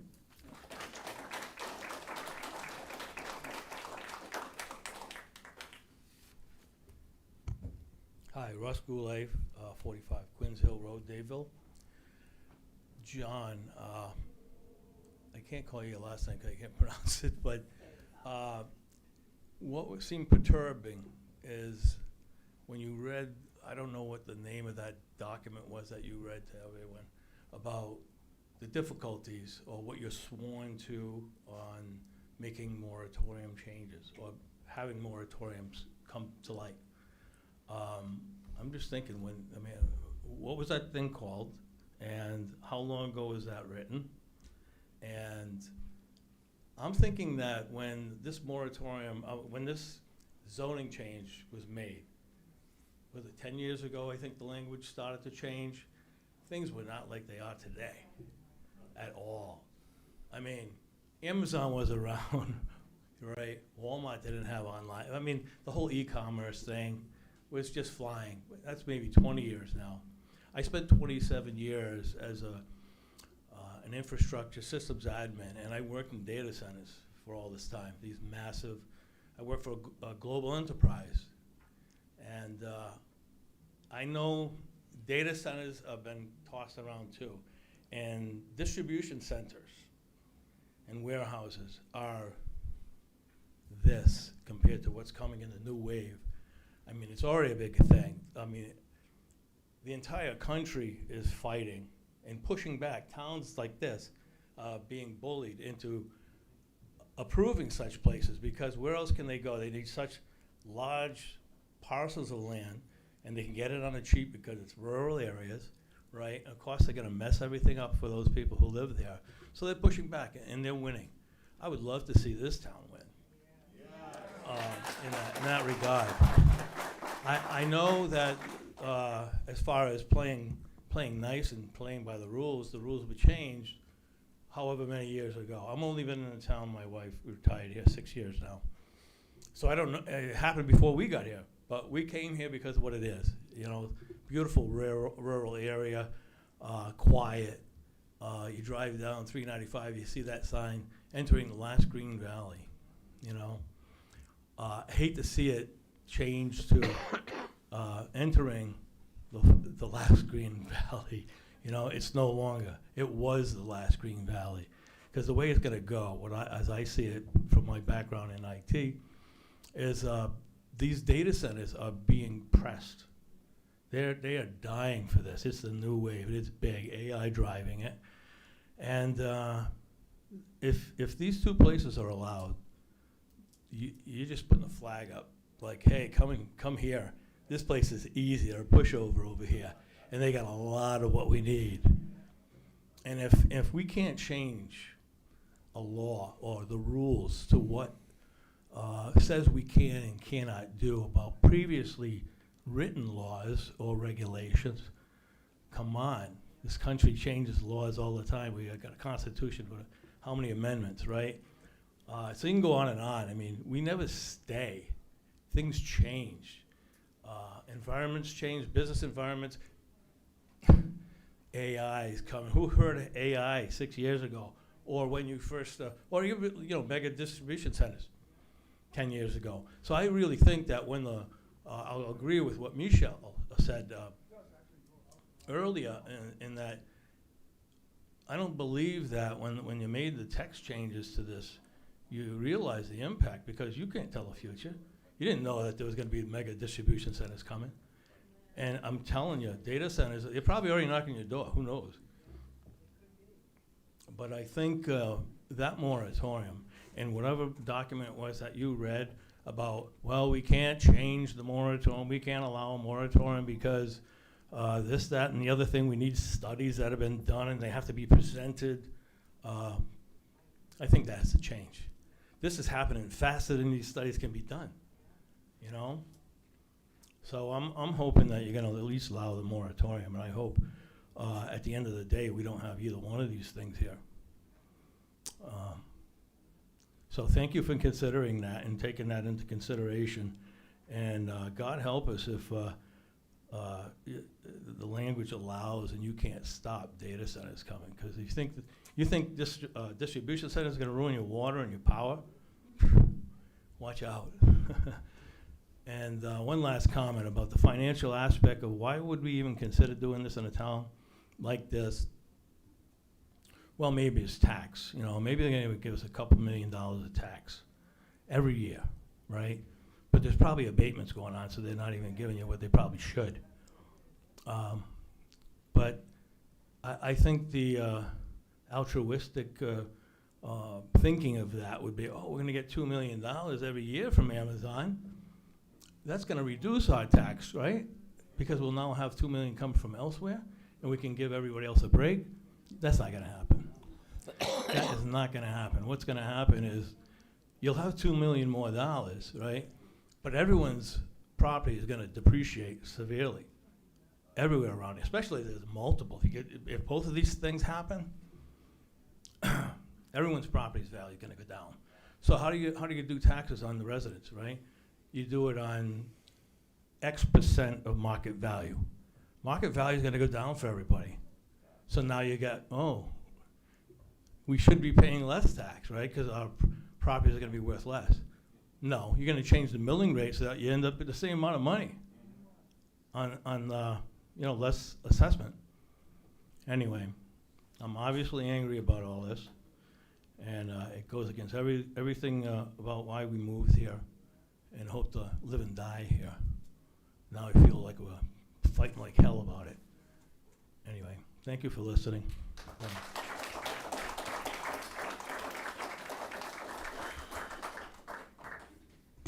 Good evening again, Jen Bryant, 520 Reynolds Street in Danielson. Again, I strongly support the moratorium on the new distribution centers. This pause is a responsible and necessary action for the town to diligently evaluate and amend the current zoning regulations before industrial sprawl destroys our precious landscape and quality of life. The existing zoning regulations and processes, such as the site plan review with the Amazon Husky project, are severely inadequate in rigor and alarmingly lacking in defined liability recourse. They also threaten natural resources, permanent fragmentation of wildlife habitats, and expose Killingly residents to numerous risk hazards, which we've touched upon all night here, so I won't belabor those. Projects of this massive scale and 24/7 operational footprint are not only incongruent with our pastoral landscape, but also blatantly contradict the goals stated in the town's 2020 to 2030 Plan of Conservation and Development, which emphasizes the safeguarding of these very things along with a balanced approach to community growth. I implore the Commission to exercise prudence and grant this moratorium to prevent irreversible environmental degradation to our community and life quality and diminish hard-earned property values. It would also be an act of faith to restore this community's trust in this commission that we feel so entirely betrayed by. I would like to address a comment that was made by Mr. Sarantopoulos in terms of what the zoning regulations consist of and that they should be predictable. I would encourage anybody in this room that found any of this to be predictable to raise their hands. It is the absolute contradiction of predictable of what you've done. And the fact that you will stand on your decisions and make that statement in the position of power and authority that you hold and argue from one side of your mouth that you have concerns about the taxpayers and any sort of lawsuits that we might encounter, and yet you put our lives in jeopardy like this, you can't put a price on that. Our health, our well-being, our quality of life, our right to happiness. The duplicitousness with which you speak from the position of authority that you hold over all of us is deeply concerning. I just want to address that. But I do ask that you all please carefully evaluate the circumstances. There are gaps and missing information and lack of protections in the current zoning regulations that need to be rectified. If any of you live in this town and have any access to any properties where a project like this might be proposed, ask yourself if you would be okay with it in your backyard. Make the right decision, please. Thank you for your time.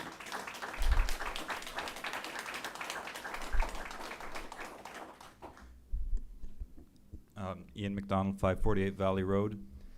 Yeah, I'd second the fact that I think this is you know, I support the moratorium, and I think it's very much in line with our plan of conservation and development. And I'll say, you know, I know one of the people that had worked on it years ago was Joyce Ritchie. She's very proud of her work on this. My understanding is that her work was kind of coming, following, in some ways, following the rejection of that Walmart distribution center. So I think some of the language around balance and these things, these are not just fluffy words, but these have some, that was specifically relating to, some of that was likely specifically relating to projects like the ones that the moratorium is addressing. Secondly, the text changed in general commercial is like a turkey in a robin's nest. It sticks out like a sore thumb. I think that's the aberration.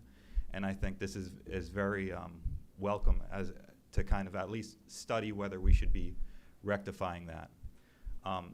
The other thing I'll say is, you know, there's been probably countless hours that people in this town have worked on, you know, trying to create economic development in Main Street and trying to create like a positive thing there. Somebody who just said the other day, also, I think I could say it was Mr. Weigel over at the bookstore saying, you know, things are looking kind of good right now. We've got, you know, not all the shops are empty. We're getting, and a lot of people, you know, in this room probably can claim some credit from that. I think when you have a situation where you're adding hundreds and hundreds of trucks, potentially at the entrance to one of the probably two primary entrances to our town, I think you could see a change, and people have worked. You know, we just commissioned a vision committee, you know, and I doubt this is the vision. You know, so I think this is very defensible. I think I take Mr. Sarantopoulos' points, but I don't think any lawyer should be scared about defending the town of Killingley. I don't think you should be scared about approving this moratorium or denying either the previous permits. So I thank you for bringing this forward, and I'll leave it at that.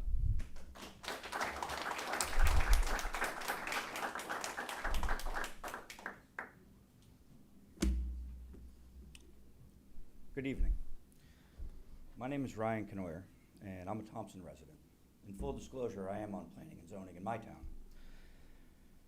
I have noticed a trend that is occurring, and one of the reasons that I am running for District 51 is because of this. We're losing a bit of our local control, and sometimes our planning and zoning commissions and other commissions get together and they're enacting rules that lead to situations like this. So some of these things are very preventable. I suggest that you do vote yes on the moratorium. I support Michelle and everyone in this town who came here, and I thank you guys for doing so. I have been getting into this issue in recent months. I have been studying and attending some of the meetings. I've attended no less than 6 off-sites for planning and zoning, and I will be a voice on planning and zoning for the Lost Green Valley going forward. One of the things that I am noticing from Thompson is the similarities of regulation changes slipping in starting after the COVID period, using committees such as EDC, or in Thompson, what we call MISRAC. It's a very disturbing trend because every year the regulations get redone. As a leader, I have a responsibility to come up and help people to write these regs, and that's one of the reasons why I joined planning and zoning in the first place, and I plan to exercise that right. I hope all of you do the same, and I also am a little bit frustrated with the speech by Mr. John Sarantopoulos, which he may or may not have written. I've seen instances of that happen before too. Looked a little scripted to me, but, you know, I'm ex-Wall Street and commodity trader, so. Let's I call just, people let's out. try to be a little Yeah. more, Yeah. less, Yeah, no problem. So let's get to the point. I think that, you know, P and Z can amend regs at their discretion. Abatements for, you know, for tax are an issue, and, you know, you're basically trying to enact things that are gonna ruin the Lost Green Valley, destroy property values, as the gentleman back there said. And remember something, you're on P and Z, you're an elected official. You have a responsibility to your town, and. No, we're not. No? Oh, in Thompson we are, excuse me. Oh, that's even better. That tells me even more than I need to know. Okay. So I guess what I would say is just be careful of this, because I think the gentleman brought up the data centers point, and I have done significant research on that. I have a big background in energy, and it's a really big thing that's coming at us very quickly. And what you're gonna need to do is you are gonna need to get ahead of this stuff, because these companies are bigger, faster, and much more well-funded. I have worked at investment banks, trading desks, and across the gamut of private equity and all these other organizations. I know how big and quickly they can come, and I'm also more prepared to fight than most people in the Lost Green Valley against it. So I just want to say that I support Michelle. I think she's very brave for putting this out and doing all this work. And I thank you guys for all coming out tonight. And that's all I have to say. And maybe you should be elected.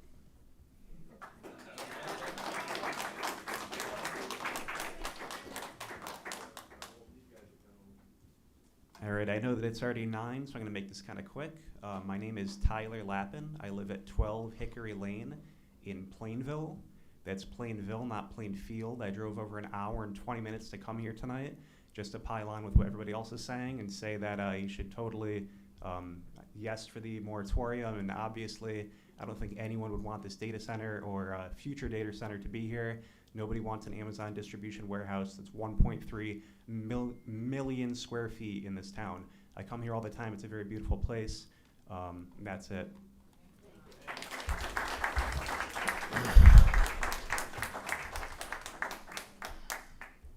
Sarah Charpentier. My legal address is in New Hartford now, but I grew up down the street in Hampton. I work down the road at Skydive Danielson, though, and I've been here for 6 years. And I guess I just want to say that I don't see the point. I mean, we have a distribution center in Plainfield and Foster now, and nobody that comes here wants to have one-day delivery. I mean, we have Walmart and Target. We all chose to live here because we love this area, this peace, this woods, the animals. My mom and my dad chose to homeschool me and my 3 siblings back in 2007 to homeschool us in the woods and to enjoy this nature. And I just wanted to say this is really upsetting to me, and I just want us to preserve this land because it's so special to me, and I know it's so special to everybody else here. So, thank you.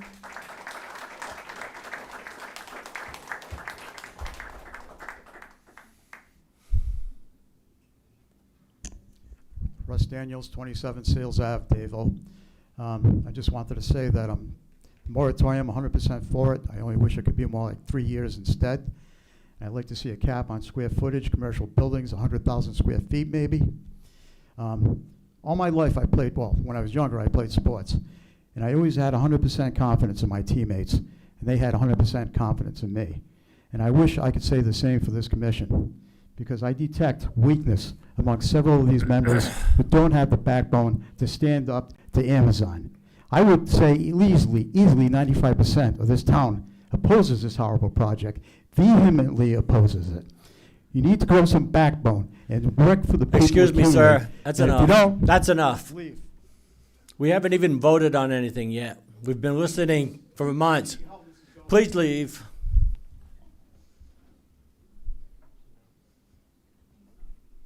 We've been using decorum. I would appreciate if you guys would use a little decorum with us. We're volunteers. We don't get paid for anything. We spend a lot of time with regulations, meeting at night, trying to take care of this stuff, and we get here like we're enemies, like we're the ones applying for the application. That's wrong. We're here to represent the town of Killingley with the regulations that we have in place and enforce them. All right? Well, then join the commission. We have vacancies available. Then you can have a real say. Go ahead, sir. My name is Ralph Mastrangelo at 2 Starling Court in Danielson. I'm definitely in favor of the moratorium. In particular, the moratorium will buy us some time. I know at one of the inland wetlands, at the last one, when Attorney Cody gave his closing remarks, he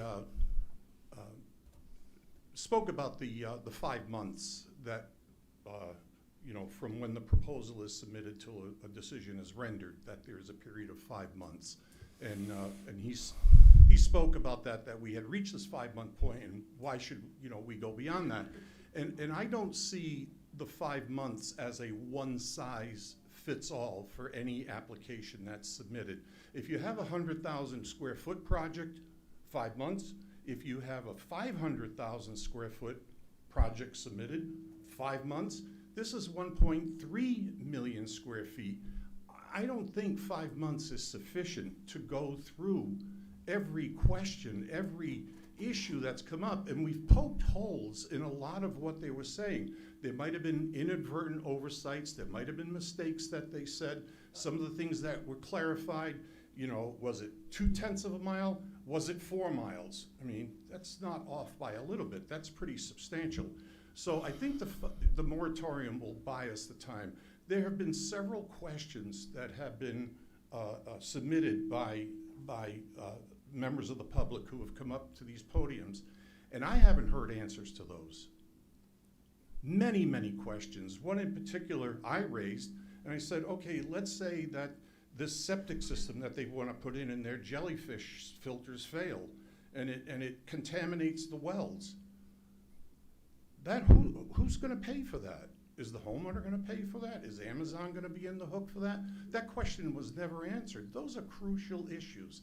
And I think the moratorium will buy us the time that we need to get more answers, particularly for a project of this magnitude. Now, I may be about to burst a giant bubble over all our heads. Is Project Husky grandfathered in and therefore not subject to the moratorium? Yes. Yeah. So are we just spinning our wheels up here voting for a moratorium that won't have any effect on them? It's not going to have an effect on them. What's not going to happen?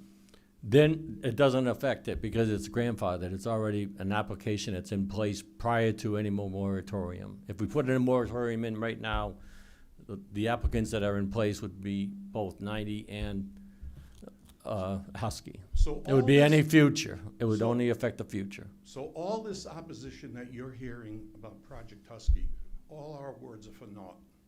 These guys are just... Well, I mean, the moratorium is. Yeah. The moratorium. But it's been comments more than just moratorium. This public hearing is about the moratorium presented by these two people, Okay. and that's it. So it has nothing to do with Project Husky. And that's a shame.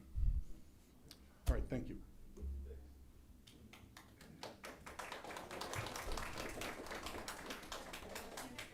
Ida Barris, 1123 North Road. I'm just here to say that I am in support of this moratorium. Thank you.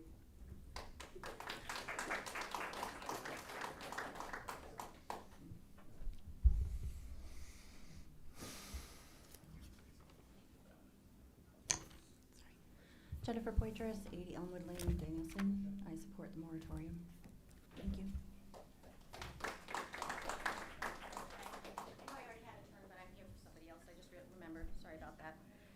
Jennifer Bryant, 520 Reynolds Street. I'm here on behalf of Barbara A. Smith of 22 Hillside View. She writes, I am totally opposed to the Amazon Distribution Center being built on Westcott Road and in favor of the proposed moratorium. So just wanted to get this into the record, please. Thank you.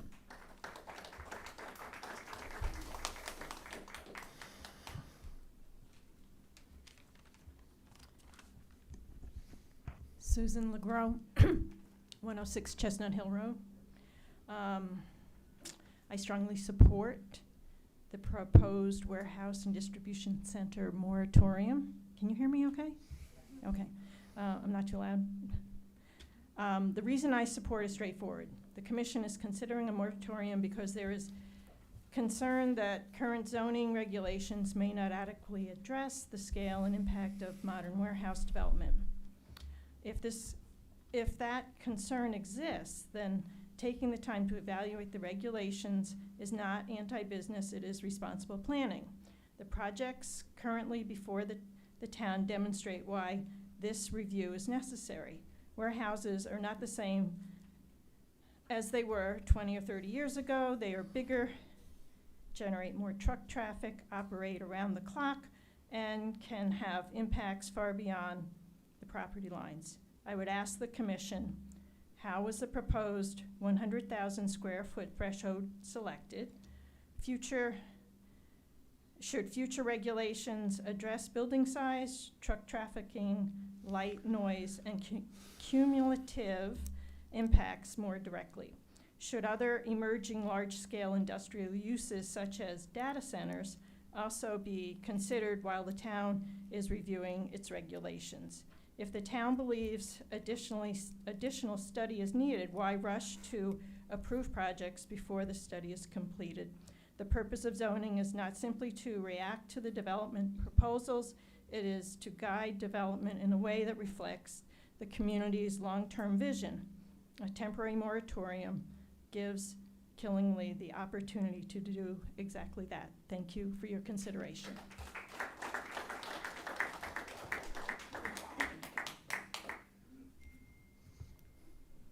Al Dufresne, 148 Bond Road. I support the moratorium. We'll get that out of the way. Well, you know, this kind of all started when we came out of COVID. We had a little problem putting businesses into business parks, so the regulations kind of needed to be tweaked. So Collier's Real Estate and their attorney kind of worked with the town to tweak these regulations to bring in better, you know, we tweaked them to bring in these distribution centers. That's where we messed up. And also we tweaked the regulations to also include data centers. It's all on the minutes, and it's kind of a sad thing, you know. Everybody was coming out of COVID. Nobody was really paying attention to what was going on. This is what happened, you know, and I'm not gonna get mad at anybody about it, but it's the truth. And this can fix that problem we have. It's not the residents out here. The problem really came from the people that were on the zoning, you know. They were in a position where we felt like, you know, economic development was not doing too good, and this park up here, the business park, wasn't really working out on Westcott Road. So we'll tweak the regulations, and we'll work with Colliers and their attorney to tweak the regulations. That's what happened. It's all on the minutes, and I figured this would be the last time to get it out there, so it's out there now. So whatever you know, not everybody was on the board at the time, but some people are, and this is what happened. You can fix it. It can be fixed, but it wasn't the residents of the town that caused this issue. Okay, thank you. Appreciate it.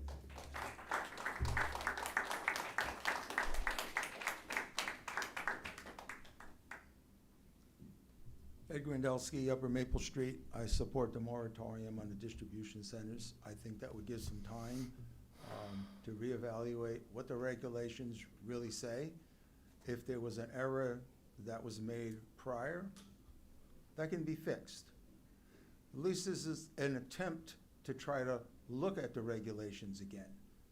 If we say there's no issue, then everybody who's come forward the last 5 months came for naught. So at least entertain the moratorium, and if you decide that the regulations are where they should be, that's your decision. If you decide to look at them and make some changes, well, that's your decision also. Thank you.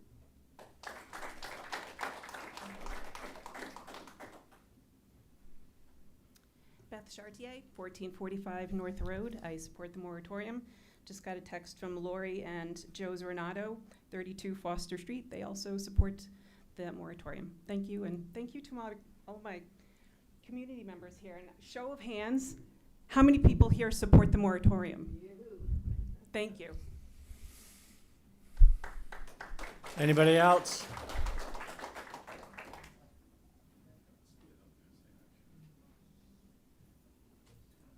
Sean Dwyer, 172 Stone Road, Dayville. I don't talk a lot. This is a bad idea to continue to take in big distribution centers or data centers. We're going to take something we have perfect right here and throw it away for a stack of cash. What is it given to us in the town? I've heard a lot of negative parts, but I haven't heard anything positive that it's bringing to the town. So I'm in favor of the moratorium. This needs to be thought out. Don't make rash decisions. Put the moratorium, give it time. Don't throw everything away for nothing. Thank you.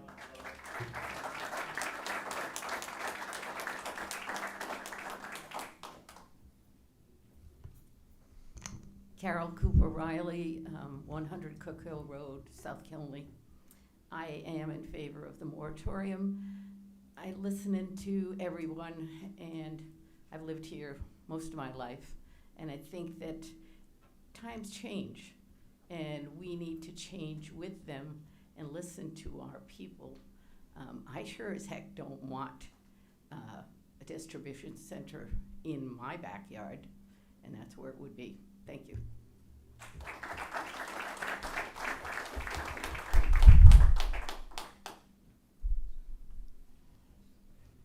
Lauren Law, 3050 David Avenue in Danielson. I did look up about the zoning commission and what your responsibilities are. And I believe it said that your responsibility is to oversee development and make sure that it's a good fit in scope and size and purpose for the neighborhoods it surrounds. It sounds like in this particular case and in the one in Dayville, it's all about highway access. It's not about the neighborhoods that it surrounds. And I think a moratorium will help us settle down, take a breather, look at this, and see if we're really doing the right thing for the people of Killingly. I do have a question. Will citizens have an input once you look at the regs and come to some conclusions about whether they're appropriate or need tweaking? Any regulation changes require a public hearing and Okay. public meetings. Good. Another thought.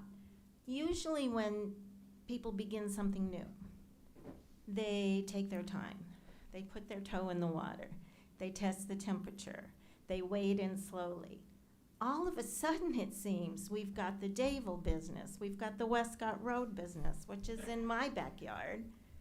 And from what I hear, there's another proposed one off of Route 6 in South Killingly that I don't know too much about. That's probably my fault.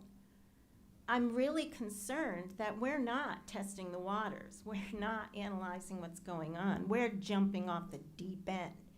And it's not good for our town. It's not good for our residents. And I support this moratorium so that everybody can slowly analyze these regs. I don't want these big distribution centers. I definitely don't want a data center. That doesn't fit with my neighborhood. And I mean, look a little further down the road. I also don't want a detention center in my backyard. I think we need to look at the whole picture, and it takes time to do that. I hope you will do that.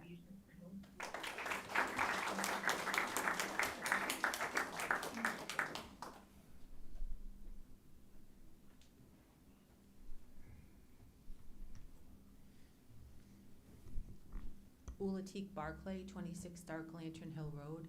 I'm in favor of the moratorium. I want to thank Lisa and Michelle bringing this forward. So in the Business Park District, September of 2022, data centers and warehouses was added as of right. From then on, the regulations were manipulated to open the door to these developers. While other towns were making these, their regulations stricter, Killingly was making them less strict, just to open the door.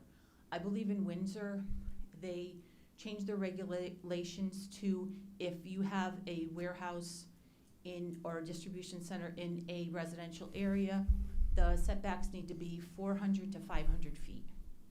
Ours were decreased to 50 feet. They also put a size limit on these distribution centers and warehouses. I believe everybody was blindsided because there's no restrictions, there's no limits. It's just a wide open door for these developers to come in and level the town. And yes, Amazon is not known for accuracy on its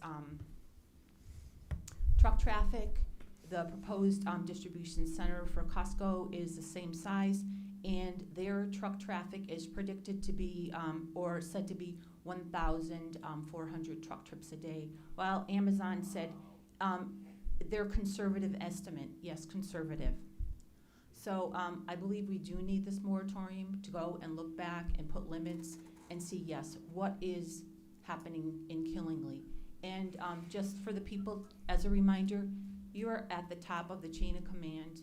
You elect the town council members, and the town council members appoint the boards and chair commission members. So if you are not satisfied with anybody, you need to make your voice heard then, too. Thank you. Ms. Barclay, weren't you at our meetings as a town representative?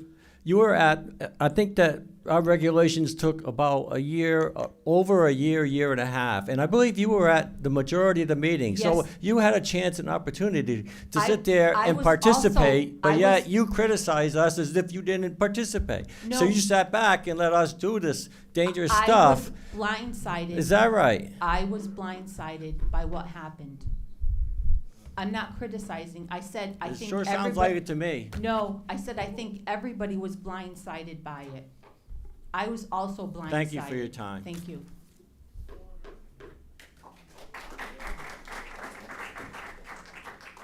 Next, anybody else want to speak? You think you've covered most of it, but I sure do. Commissioners, anything? Yeah. Brian? John first. Go ahead, John. Go ahead, John. Okay. I'd just like to, there was a question asked, I guess, what was my intent with this? My intent was to show you what the statutes are in the state of Connecticut that governs this body, how we're to make decisions, all right? And I also tried to point out a pitfall where you're liable to find this community in a lawsuit. Tried to point out the advantages to have an industry, to supplement residential taxation by having, industry support, part of the ongoing budget of the community. Okay. This was Commissioners, something that I thought was valuable information to both people who support and do not support it. It was neutral. And, what can I expect? can I I even got respond members when you- here that, Yeah. thought that this thing was outrageous. Sitting at the same table. Do you have something else to say? Something different? I'd like to respond to Johnny. I would like to know, is there a statute that requires distribution centers as a right in Business Park?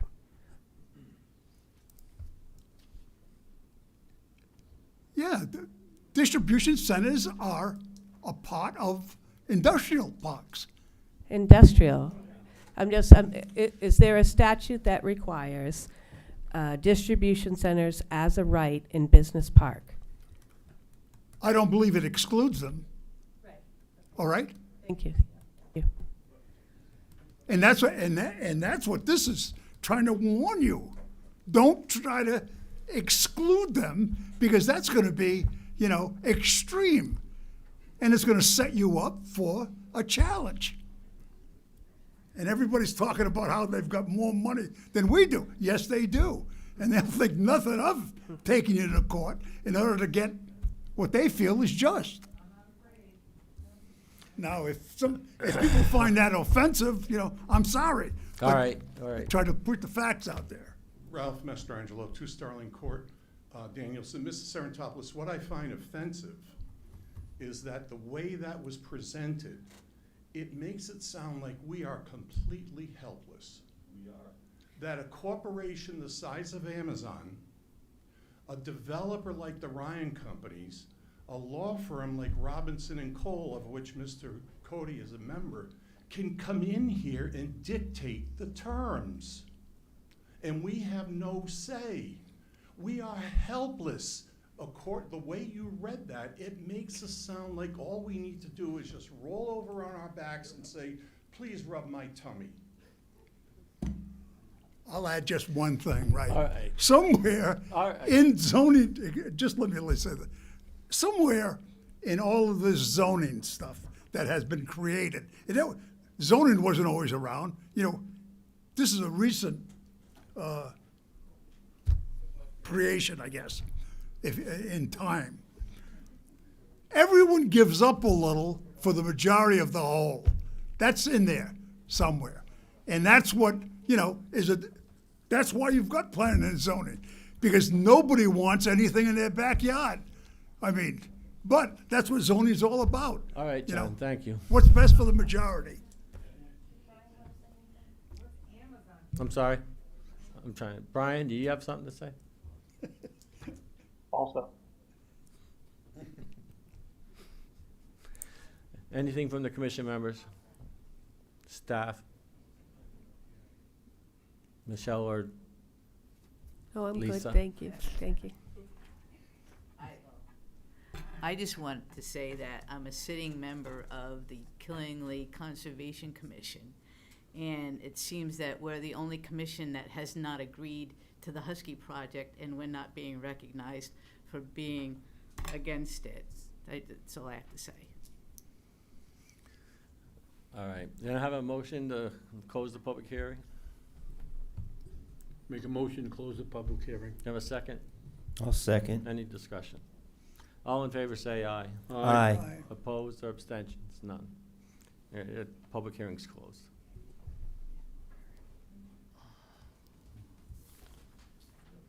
There was a motion on moratorium that we never followed up on.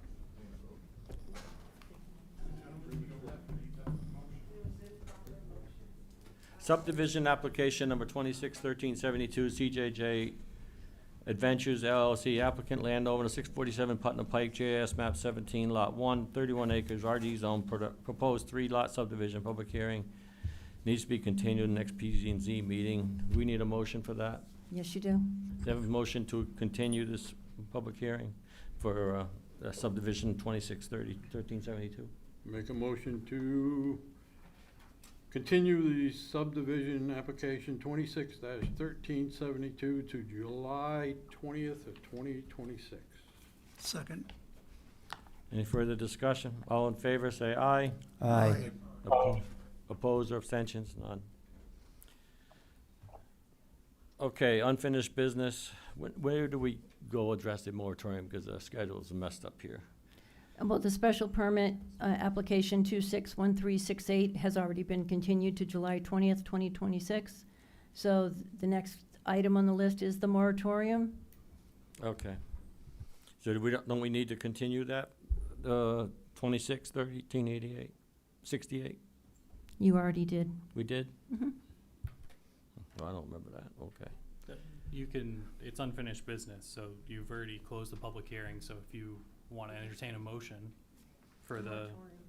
Yeah, the I understand moratorium. that. I was looking at 90. Oh, okay. I didn't remember us closing a public hearing on it. Mr. Chairman, yeah, I interrupted you quickly because you were about to start with the moratorium and said you probably should do a motion. You did a quick motion and you bumped that one to the next meeting. Okay, thank you. So, moratorium zone text change application 261365, Michelle Murphy and Lisa R. Danberg request a moratorium on warehouses and distribution centers, et cetera, with a request for a zone text amendment public hearing if needed. to be continued if needed, that's closed. So can I have a motion on this I'll make the motion. to, Moratorium, application, 26-1365. Mike? No, Mike. To be continued on July 20th. No, the hearing's closed, so it's a motion to have the moratorium or not have the moratorium. Oh, okay, all right. So you withdraw what you're saying? I withdraw it, yes. All right, is there a motion? I'll make a motion that we adopt the moratorium zone text change application 26-1365. Do I have a second? Second. Do we have any discussion? Yes. Go. I don't really support this, and I'll tell you why. I believe that right now, our regulations are adequate to address the issues that are being raised by this moratorium. Okay, That's it. roll call, please. We have an effective date, Mr. Chairman? Effective date of July 20th, I think. It would be July 20th. We always do the next meeting date.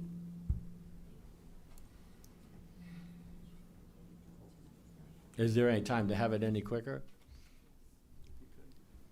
It'd be difficult. We've always put out the 4 weeks. It's up to the commission. You really would only be maybe a few days because you need to publish it and there needs to be, So stick with the 20th. 15-day period for appeal, so putting all that into play, you'll only be talking about a few more days, so Okay. I'd suggest staying with your policy. Okay. We need that as an roll- amendment to the motion. I'm The sorry, Brian? effective date is- Do we need that as an amendment to the motion, because that wasn't in Commissioner Furman's original motion? Make a amendment for the 20th. I'll amend the motion to make the moratorium effective date July 20th, 2026. Second? Second. All in favor? Aye. Aye. Aye. No. Opposed? You're Abstentions? doing the amendment, right? Yeah, just the amendment. Brian, did The you? amendment, I change it. I'll vote yes on that. Okay, roll call on the, roll call on the main motion. Brian Card, Yes. Norm Farren, Yes. Michael Huco, Yes. John Sarantopoulos. No. And Keith Thurlow. Yes. Motion carries 4-1. Subdivision application 26-1372 CJJ Adventures LLC applicant landowner 647 Putnam Pike. So we still haven't done that, right? We No, continued it? you've That's continued that to July 20th, 2025. All right, site plan review, application 26-1364, Ryan Companies. Property address 228 Westcott Road. I don't need to read the rest of this. So, you want to get up and speak, continue on? I know you had Mike Huco's comments that were needed to be reviewed. Say your names for the record, please.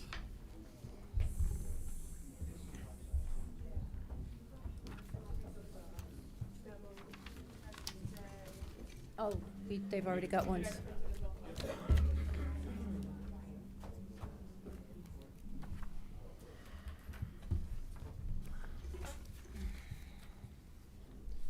Good evening, Mr. Chairman and members of the Planning and Zoning Commission. My name is Tom Cody. I'm an attorney at the firm of Robinson and Cole.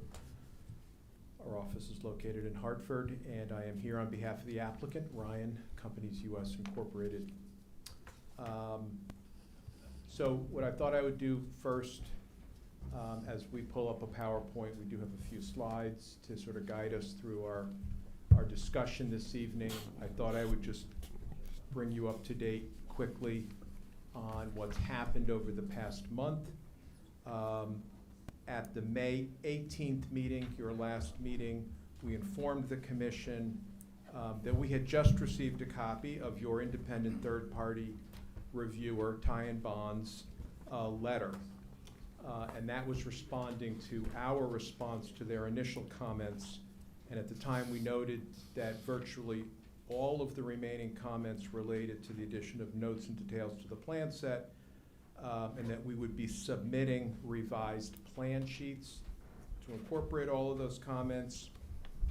We also noted on May 18th that in the course of working with the state DOT and Office of the State Traffic Administration, we had received feedback from the state that they wanted to see a single driveway entrance from Westcott Road into the project street rather than the two driveways that had been originally proposed, and that single driveway would be on the easterly of the two. So just clarify the driveway, please. Is the driveway going to be a boulevard, so you have technically two accesses? Yes. Okay. It will be wide enough so that there can be traffic, alternate path for traffic in the event of an emergency. And we worked through this with the fire marshal. So is there anything down the middle of the road? Excuse me, do you have a map that you can put up Yeah, onto well, the screen? I just so haven't everybody gotten to can that see? yet. Okay, thank Yeah. you. So on May 28th, we did submit the plans as we had promised. And what we want to do tonight is to review that so we can answer your question and sort of show you exactly what those, what that proposal includes. And we'll also review the final letter that we received on June 9th from Ty and Bond, in which they noted that we had in fact answered all of their questions and comments. And so our presentation this evening is going to have three parts.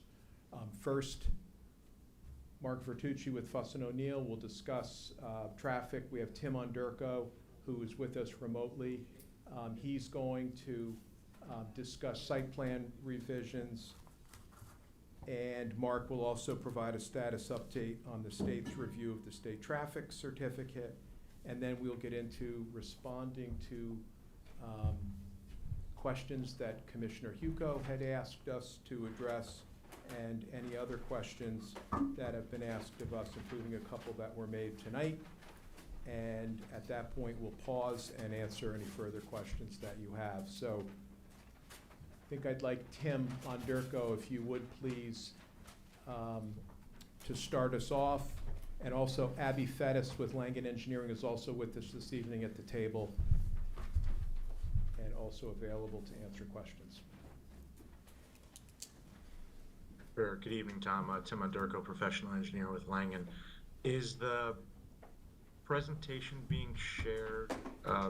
Yes, it is. I'm not sure if you could see it. I can't see the presentation on the WebEx video here.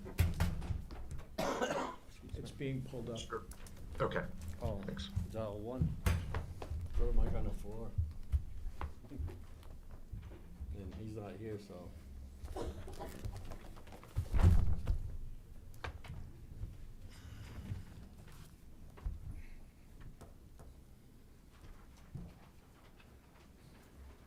So who's next?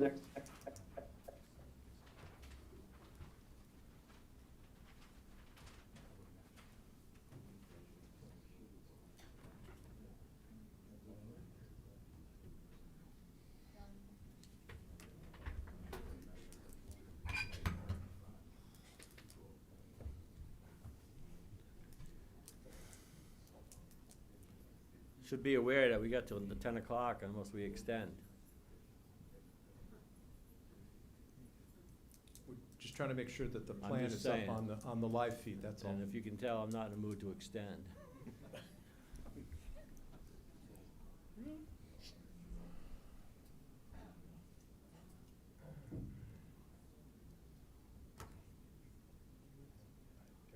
Questions? Tim. No, I say thank you. Yeah. Appreciate it. Again, Tim Underko, professional engineer with Langen.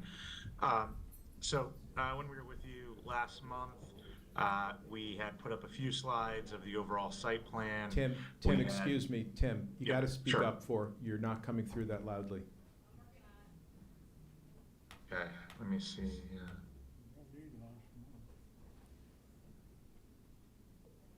All right, is that any better? That's better, If I thank you. lean in? Okay. When we were with you last month, we put up some slides of the site plan reflecting the changes of when we were with you in April, where we had 2 driveways that connect to Westcott Road. In May, we identified that from comments and feedback from DOT, we were going to a single driveway, and at the time had rendering updated to show that, but hadn't finished the technical drawings and reports that supported that. So as Attorney Cody mentioned, we've made our formal technical submission at the end of May that includes the single access point to Westcott. If we can go to the next slide. Yeah, so and again, this is an image we showed last month that was in conceptual form to some degree and wasn't quite finalized. But to answer the chair's question, you can see we have a single access driveway in, and you see that kind of thick white striping through the middle of the driveway as it uses the 2 bridge crossings that we have to clear the on-site wetlands. That cross-section was coordinated with the fire marshal and provides essentially a bypass lane through the middle of the drive aisle if inbound and outbound traffic were to be occupying the inbound lane and the outbound lane. The fire marshal requested an 8-foot wide striped median, so it's not raised, it's paint, and we adjusted the roadway section as well as the bridge cross sections to accommodate that request. So we do have the ability for a vehicle to enter the site or exit the site if both inbound and outbound lanes were occupied with vehicles. So that's reflected in all of our technical drawings that were submitted and is in line with the discussion we had last month when we were in front of you. Next slide. So does that median is a painted line in the middle with their fire by, how wide is the road during that section? The Sure. combined road? I'll do it in my head. 42 feet from guardrail to guardrail. So there is a 2-foot shoulder, a 16-foot travel lane, a 6-foot striped median, a 16-foot lane, and a 2-foot shoulder. So you have essentially 10 feet of unoccupied space, and you have that's 42 feet, right? 2 16-foot lanes and 10 feet of striping across that cross section. And we worked with the fire marshal, and he gave us the vehicle moving statistics for the Killingly aerial truck, and we used that to model the movements on site and make sure that we had the appropriate turning radii and circulation. And this driveway will handle both passenger car and tractor trailer vehicles, so we weren't concerned about the fire truck, but did confirm those dimensions with them and did model that. So if a tractor trailer goes up that road, ends up sideways for mice or some other condition, does it have the potential to block that whole road?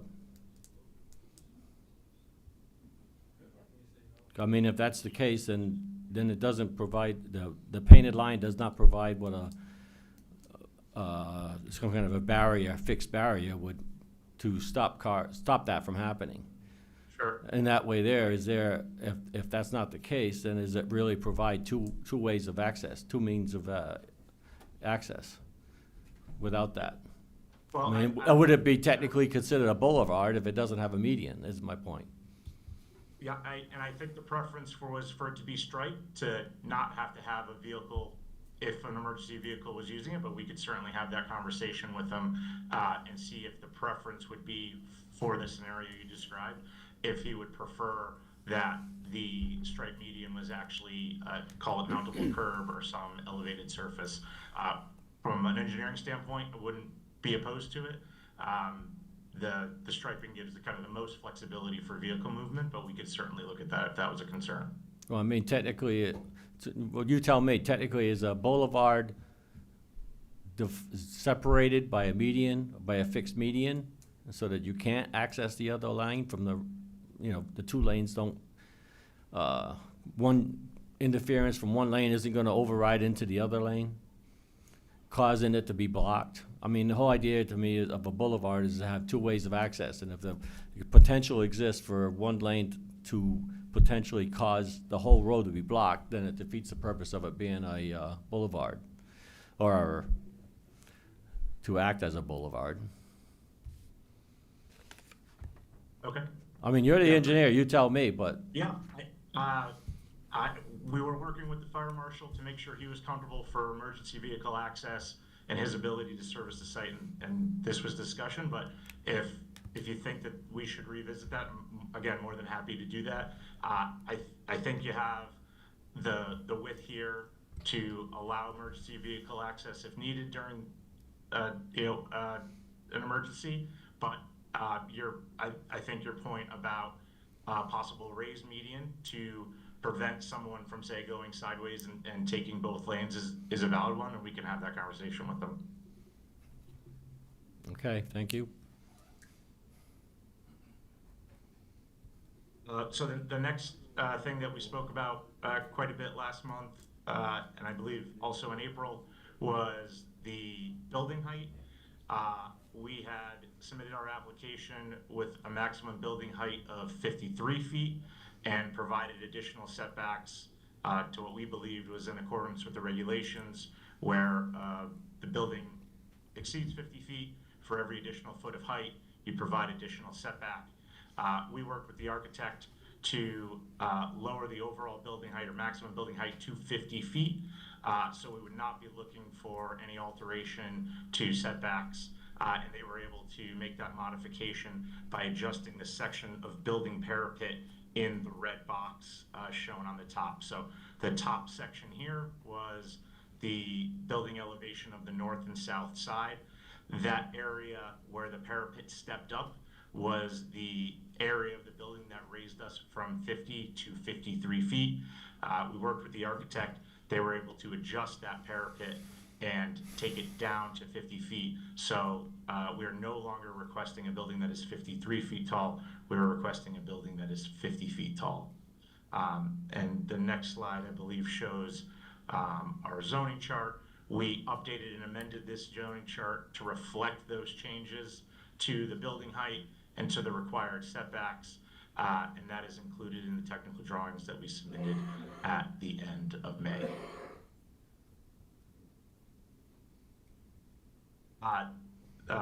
Next item that we spoke about last month was the site sections. So we had initially drawn, I believe, 4 or 5. I think we drew 4 sections when we were with you in April. When we came back in May, we provided 2 additional cross sections that were requested through discussions with the commission. And we spent some time last month talking about section E to E prime, which goes through the building across 395 to the west side of 395. And if we go to the next slide, the discussion, and I believe the chair asked, is it possible for us to provide additional screening and buffering at the top of our retaining walls adjacent to the drive aisles that are adjacent to the truck court and the northern half of the building? We worked with our landscape architecture team to revise this cross-section and have updated the planting plans to reflect double row evergreen plantings to provide some additional sound attenuation and visual screening. So the plans have been updated to reflect that. And in this section, we also adjusted the building height to reflect the maximum of 50 feet and not 53 feet as we had shown last month. So you're talking the double row, and then, well, because when we had discussed, it was a 3-row, and when you planted them, you had a full-grown, medium, and then a short-grown, so that there would continuously be a full-grown tree in there with, with the forest management plan. That way there would always be a tall growth. As the tall growth dies off, that the short growth follows through and comes back up, so that we always have a sound buffer and it doesn't disappear over a period of years. I mean, you had agreed to that. Are you still in agreement with that? Yeah, and this reflects a varied height of evergreen. The desire was to initially plant them large enough so that they weren't saplings, but we had spec'd 8-foot to 10-foot tall trees to start, so that you have some mass and some height at initial planting. But certainly could amend that if it was desired, and I recognize your point now of having some smaller height, so as the initial larger plantings grow up, you often get some die off at the bottom of the tree. You would have some smaller plants, and you maybe sapling size or gallon size plants that would infill as they grew behind that. So yes, in agreement with that, and wanted to show that we understood the concern and we're willing to make modifications to the planting plan here and show those in sections so you could see where they would fall.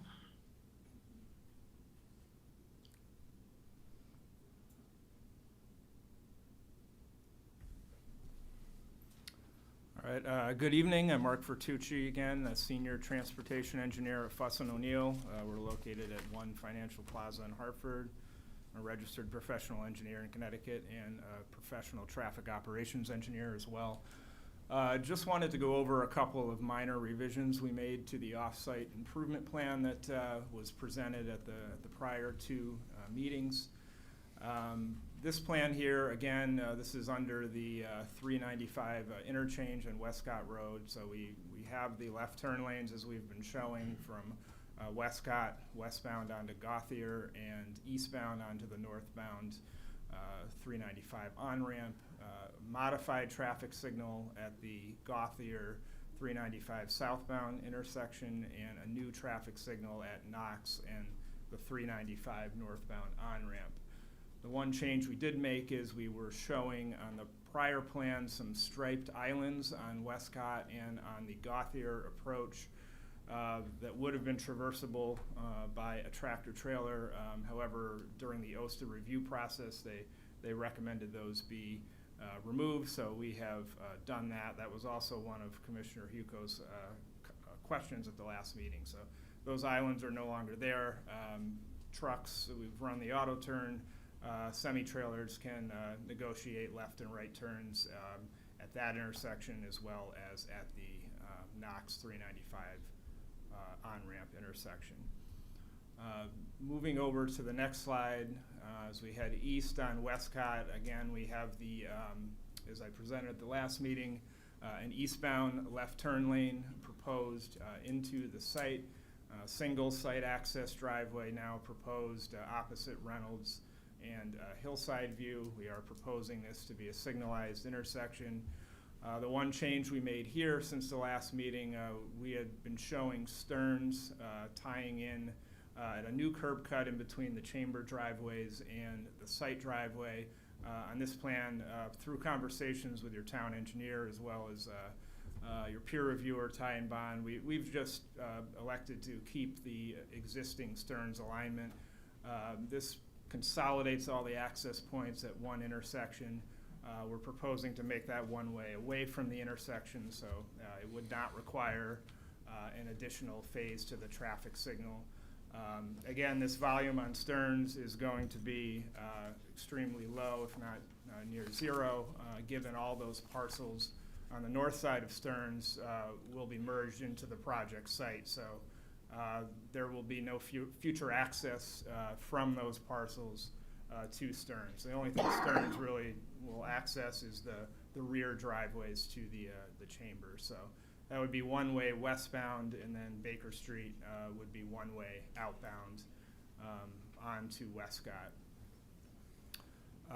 Moving to the next slide. In 6 minutes, just so you know. Okay. I presented this at the last meeting, the OSTA permit review process. So we're in the step 2 process out of 3, and we've held off on submitting a response to the step 2 comments. We just wanted to ensure we got through all of the town peer review comments and made sure they were satisfied before we go back and submit to OSTA. And we are, as I'll present on the next slide, we are at that point with the town peer review. So we do anticipate responding to OSTA over the next couple of weeks. So where we are with the peer review, Ty and Bond, as was retained by the town to review our application, they submitted an initial review memo on April 6th. We responded on May 7th. They reviewed that response on May 18th, and we responded to those comments in turn on May 28th. And we just heard back from Ty and Bond this past week on June 9th that we have satisfied all of their concerns. They had no further comments aside from 2 minor issues on the traffic side. And those were mainly more design-related issues that would be addressed down the road following an OSTA approval. But one of them was that they recommended that Westcott, the eastbound movement onto Stearns Road, as I was just describing, it's almost a U-turn type movement. They recommended that be prohibited and restricted. We have no objection to that and would show that in the future design plan. And the other comment was related to a preliminary traffic signal span layout that we showed the site driveway intersection. Again, more of a design issue down the road, but some comments on moving some heads around. We have no objection to addressing that comment as we proceed with the OSTA response submission over the next couple of weeks. So I think we have satisfied everything on that front. And Mr. Chairman, I would add to what Mark just went through. At the end of Ty and Bond's June 9th letter to the commission, they have a section entitled Recommended Conditions of Approval. And that section begins by saying, if the PZC elects to approve the application, we recommend the following conditions. And there are 8 items listed. And we just want to tell the commission that the applicant would agree, certainly, to all of the 8 conditions that are listed. These are the 8 items on the last page? That's correct, page 29 and 30. Gotcha. Of their letter. We agree with those. Mr. Chairman, I just want to add, though, I do think there's a couple of things in the Ty and Bond letter specifically related to section 560 that I asked them to look at that are a little bit open-ended. While they did address those in those recommended conditions, I do think there's more information needed by the applicant to address those items. So. Can you hear that? I did hear that. And Mr. Card, can I ask you what is it that you feel is lacking? Specifically related to item number 15 in section 560, it's there, item 3, impacts to surface water and groundwater levels related to your blasting earth removal activities. There is potential impacts to obviously the surrounding area, specifically related to groundwater wells and groundwater levels, that I think should be somewhat addressed. Not just addressed in a blasting plan.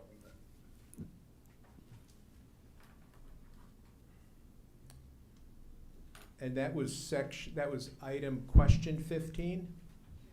So it's their section, review of earth filling and excavation, item number 3. Right, and then item number 1, they also recommended as a condition you give us that information, but the rules say that information should be provided in the application, not in the condition of. So that's an easy one to address. Item 1, you provide that information, but item 3, I think that requires a little bit more thorough insight and response from the guests. Okay, we can do that. I see the section you're referring to. We can certainly expand on that. I mean, we did have a response in our response to Ty and Bond's review, but we can add to that and amplify the points that we made. Okay, I didn't see a response from you guys when you comment this letter, so. No, I meant in the original letter. We had addressed the point, but we understand your comment here. Was there anything else, Mr. Card, that you thought we needed to address further? What else we got on the agenda? Yeah. I'll let you go through Mr. Yuko's comments. I have a general comment related to fire protection. And I can't remember if it's anywhere specific in your documents. I know you looked a lot at equipment, ingress and egress, and make sure you have turning radius put in place for your equipment to get in and out. But obviously there's a lot of concerns related to fire protection itself, and whether or not the local fire department have had adequate input and given you comment on how they would address adequate fire protection for the site, not just getting vehicles in and out.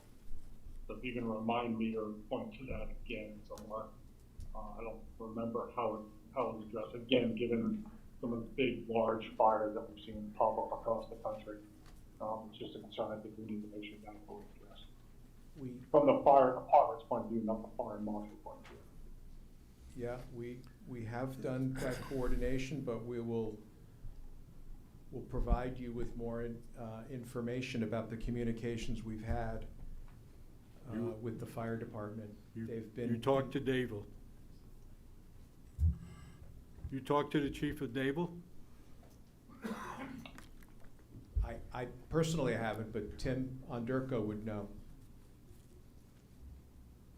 Wouldn't that be either Danielson or South Killingly? Excuse me, it's 10 o'clock, so if we're gonna continue, we got, I mean, I recommend that we go 15 minutes because we still got other stuff to do for an extension. I'm willing to do that. Mr. Chairman, if I might suggest, another meeting, a special meeting might be the right thing to do, because we want to be able to have the opportunity to answer the questions, and we haven't yet had a chance to go through our response to Mr. Hugo's comments, which we intended to do tonight, but seeing as we're running out of time, we would respectfully ask Well, it's for up a to the special meeting. I don't care, it's up to the commission members and staff. What do you think, Well, Ken? First thing, why don't you agree, you can extend it for the 15 minutes, and then because you're running up against the 10 o'clock, so. Right. Because you wanted to do other business as well, right? Right. Yeah, so we should do that first. Unless you guys wanna go half an hour, but I'm I'd not like to going go a any. half an hour, because we have other agenda Okay. items after that. Make a motion, Make a motion, we extend the meeting time to 10:30. or a second? Second. Any further discussion? All in favor? Aye. Opposed or extensions? Okay, it's a half hour. And we need 10 minutes for the rest of it? I'm just looking at the calendar in terms of timeframe. If you guys want to look at a potential option for a special meeting next Monday, the 22nd, would be probably your soonest. Commissioners?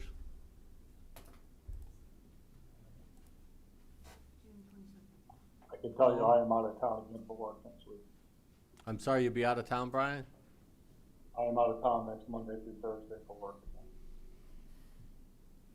Well, let's see how this goes. I love being on We these have meetings enough- online. So They're not gonna get it done, that's for sure. No? I mean, you opposed to a meeting Monday, or? No, I don't think so.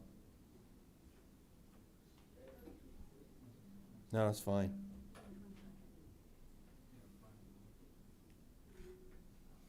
Well, okay, we'll do that. Special meeting on Monday, 22nd. We need a motion and a vote. Well, we got one motion we're working on first. So you made a motion, or did we already extend Yeah, it to a half passed. hour? That's Yeah. done? All right. So now we need a motion for the special meeting of the 22nd at 7? Yep. Somebody want to make that motion? John makes the motion, have a second? I'll second. Norm for seconds. Any further discussion on that? I will not be able to do that, so Will you be able to be online, Brian, or? I'll be on a plane. Biggest thing at that, Brian, is as long as you're able to review the record prior to the next meeting would be the goal for a commission member, to, review the recording and read the minutes. Right. All right, well, we haven't got much choice, so, motion, second. Any further discussion? All in favor? Aye. Aye. Opposed or abstentions?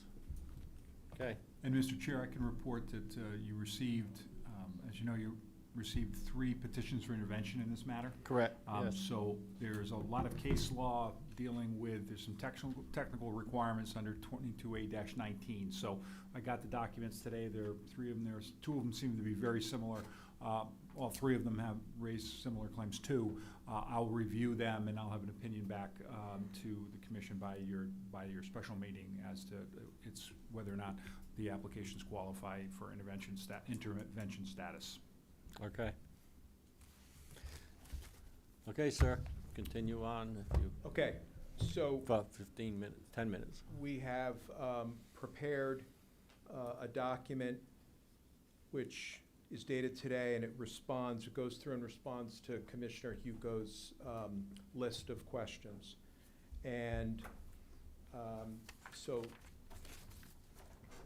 let me just quickly run through the items, and if there's further questions, people can interrupt me.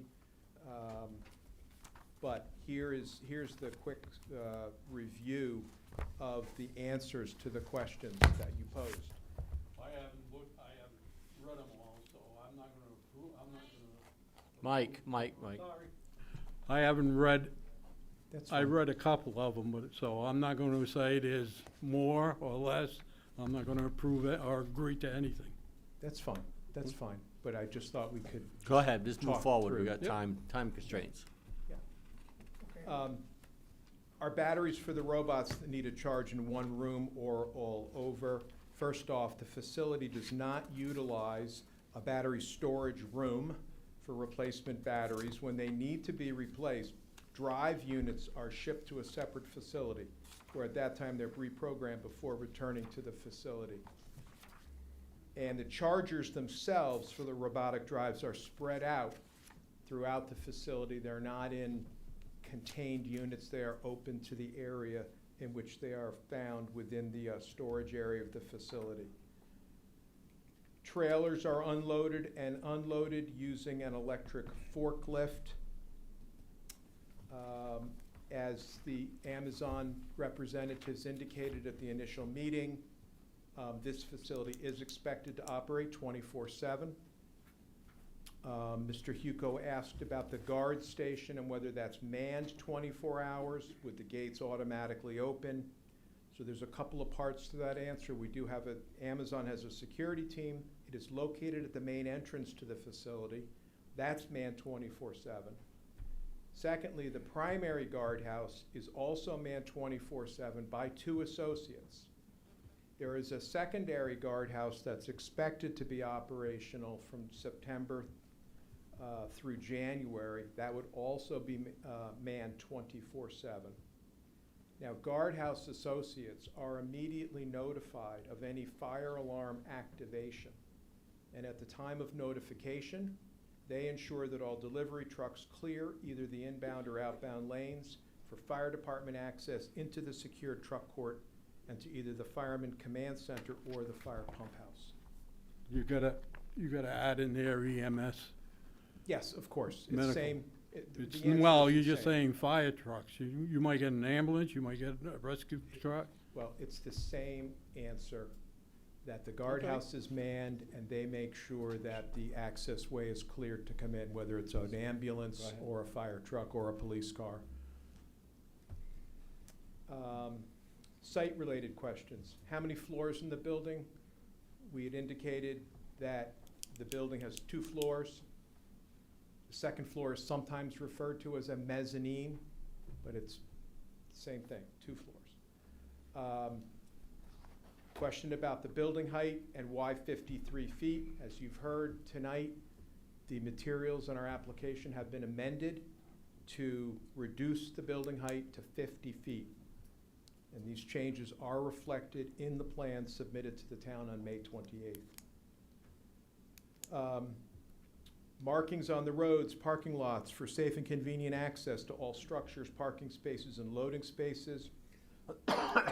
This was a reference to a tie and bond comment from their original review letter. The application does include an extensive set of plan sheets with details showing proposed locations of buildings, driveways, parking and loading areas, and tie and bond has been satisfied with the applicant's response about the safe and convenient access to all structures, parking spaces, and loading spaces.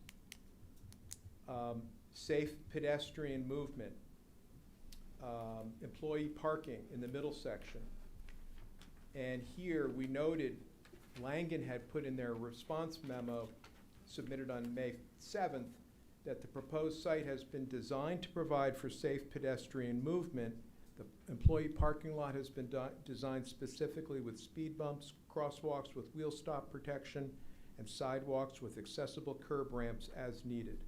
And Ty and Bond was also satisfied with our response on that issue. Question about emergency vehicle turning radii.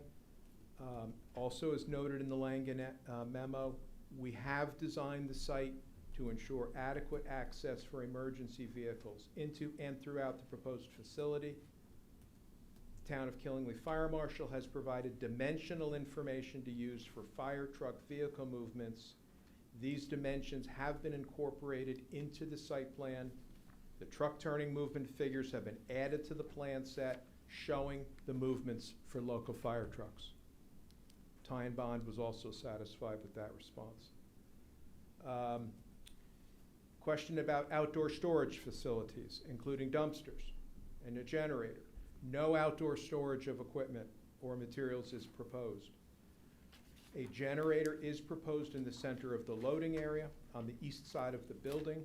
There's also an exterior compactor and 2 augers located in the loading area near the southeast building corner.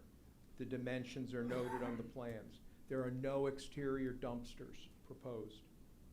2 water storage tanks will be provided on site, one each at the northeast corner and southeast corner of the building. They're shown on the plans.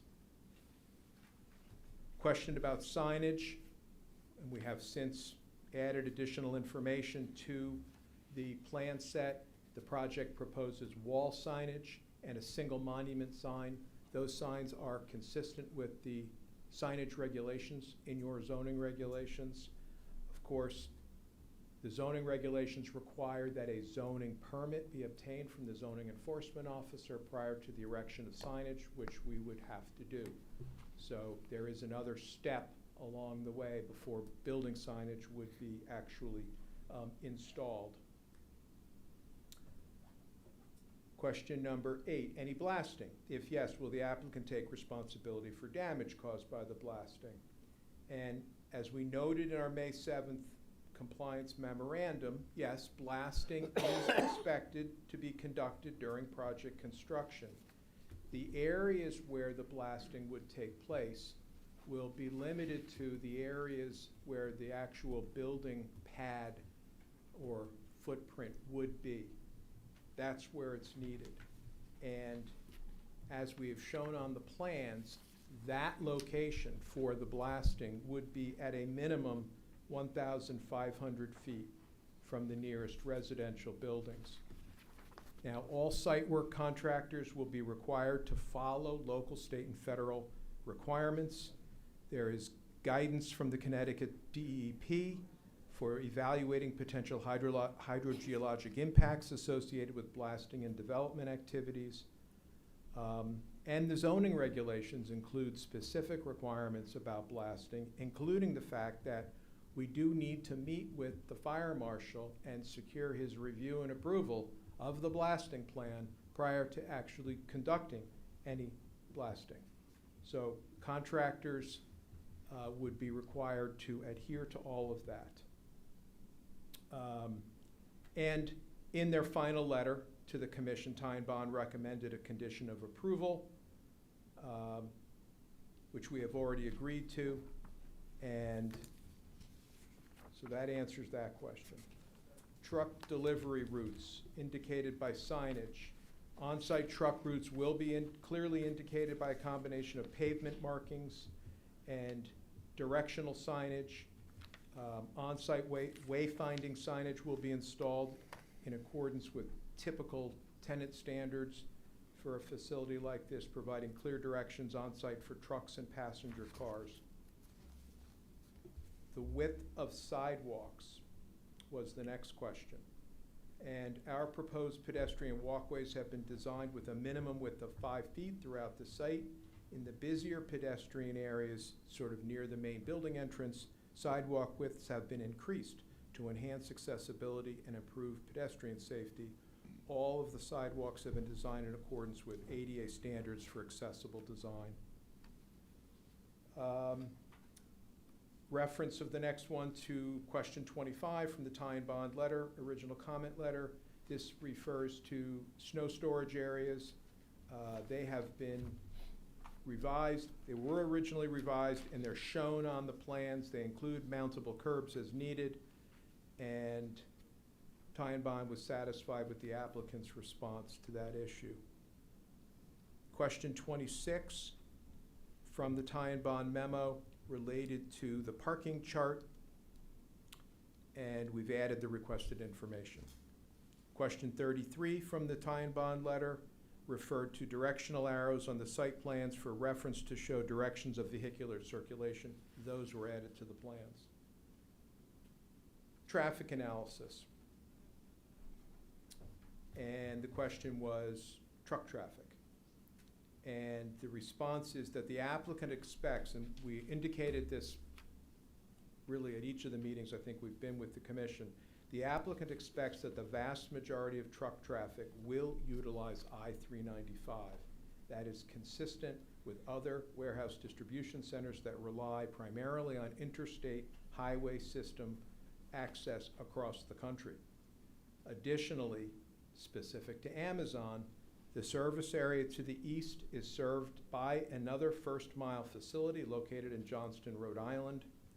Should trucks occasionally access the site from the east, Westcott Road is a state highway, and it can readily accommodate the additional traffic as it is classified by Connecticut DOT as a major collector roadway. It was designed for that purpose.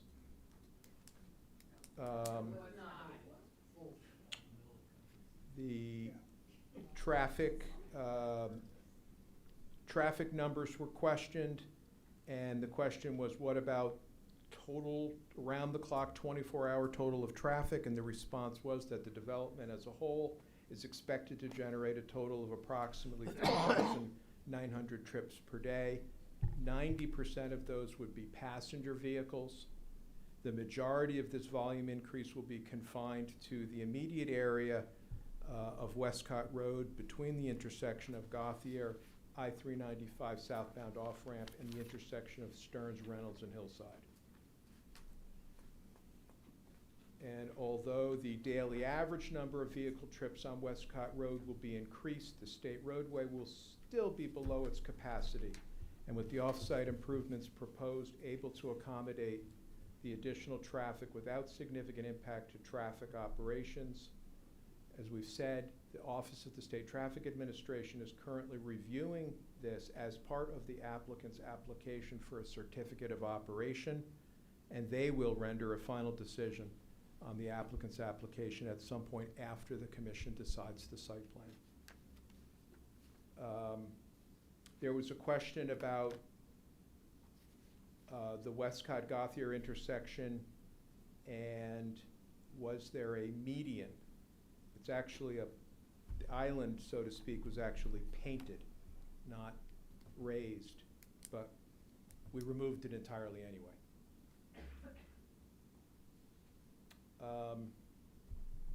Off-site plans have been revised to retain the existing geometric conditions on all town-owned roadways. So we wanted to make the point that your Legal Traffic Authority, the LTA, will be given the opportunity to comment on all off-site improvements as a part of the applicant's OSTA permitting process.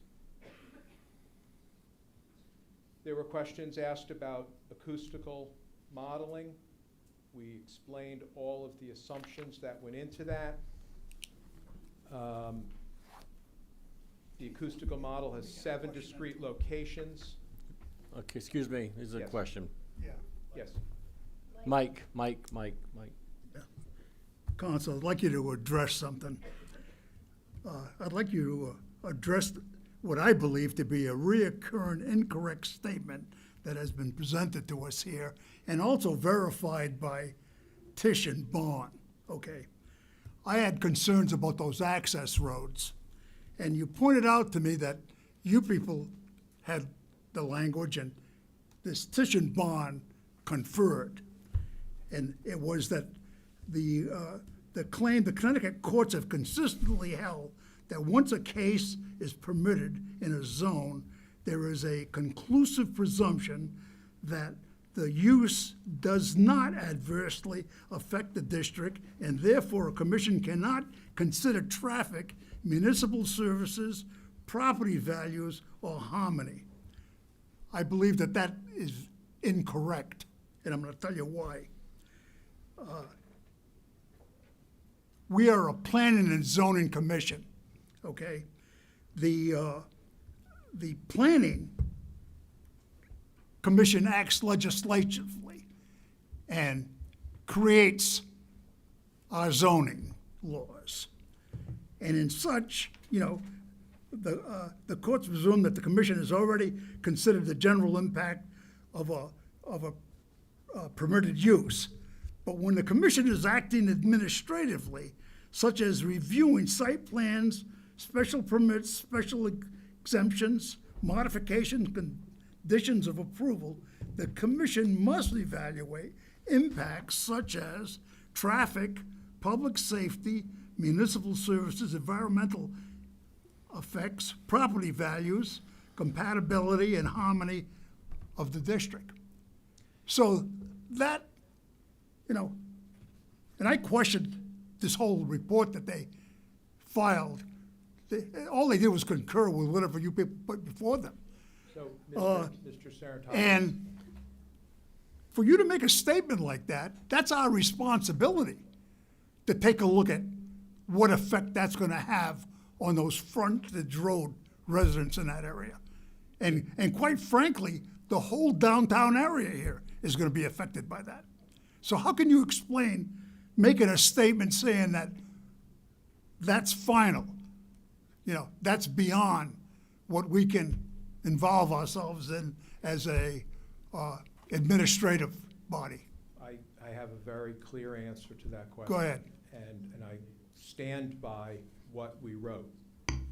The issue, Mr. Sarantopoulos, is that Connecticut courts have made a very clear distinction between your review authority during a site plan application versus a special permit application or a legislative decision. And with special permit criteria, you clearly have the right to review off-site traffic. It's right in your regulations. And the same thing would be true if you were considering a legislative decision, like a map amendment or a text amendment. But with site plan review, it's different. And the courts have been very clear. They make that distinction.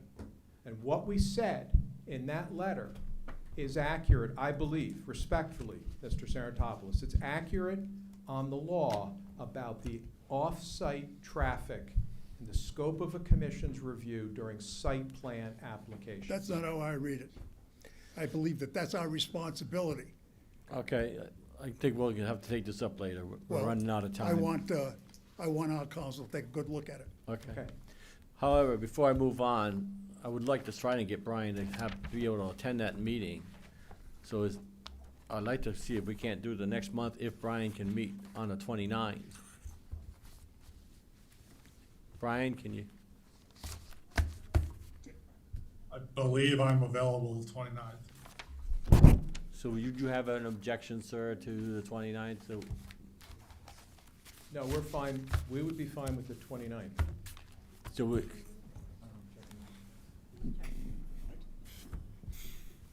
It looks like the room's available on the 29th. It's just the RTC meeting, which I believe is in 102. Yeah, they're scheduled for 102.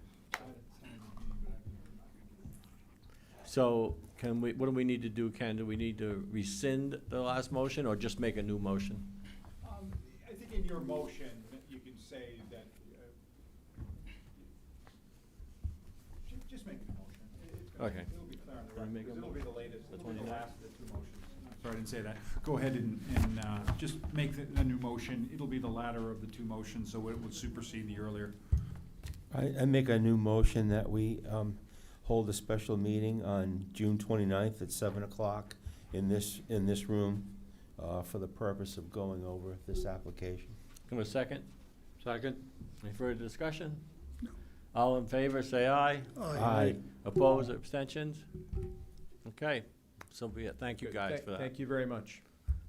Okay, now, we're gonna move on and get this wrapped up here. Adoption of minutes. We need a correction. We need a correction.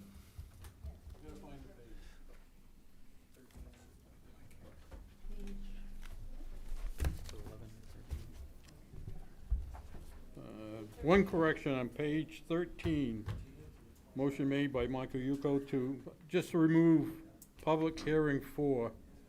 Should say to continue the site plan review. Let me. Okay, you got that? Anything else? Motion to approve? As amended? As corrected? As corrected? Make that motion. Mike makes that motion to accept the minutes as corrected. Mike said that. Oh, no second yet. I'm working on it. Second? Somebody? I found a couple small typos. Well, go in- ahead. We'll get it. I don't know if it's even worth bothering with, but Well, now's the time to do it.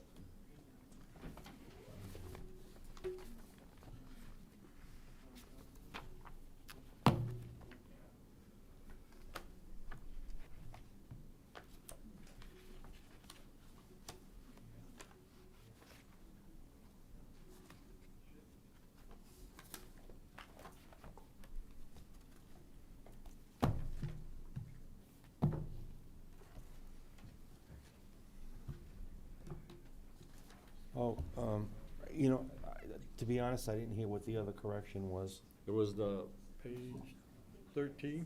13, page 13. Oh, okay. That was the one about, public hearing? Yeah, I'm good on that. Okay. Didn't see it. So that's it? On page 3, the second line from the bottom, it says July Shumway Avenue spoke in opposition.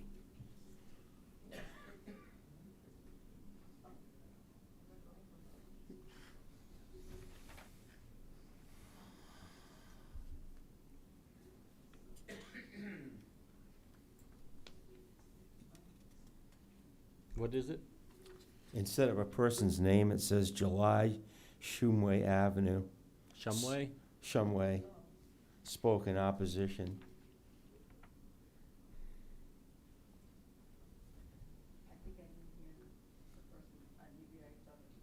Well, she'll double check it. It's part of the motion. We can make it. I think I had one more. We're getting close here. Yeah. It's just on page 10, second item for Westcott Road. It says, all widening on Westcott Road is occurring, should be within, it says within the state right of way, and that's it, that's all I had. You're taking over Berger's job.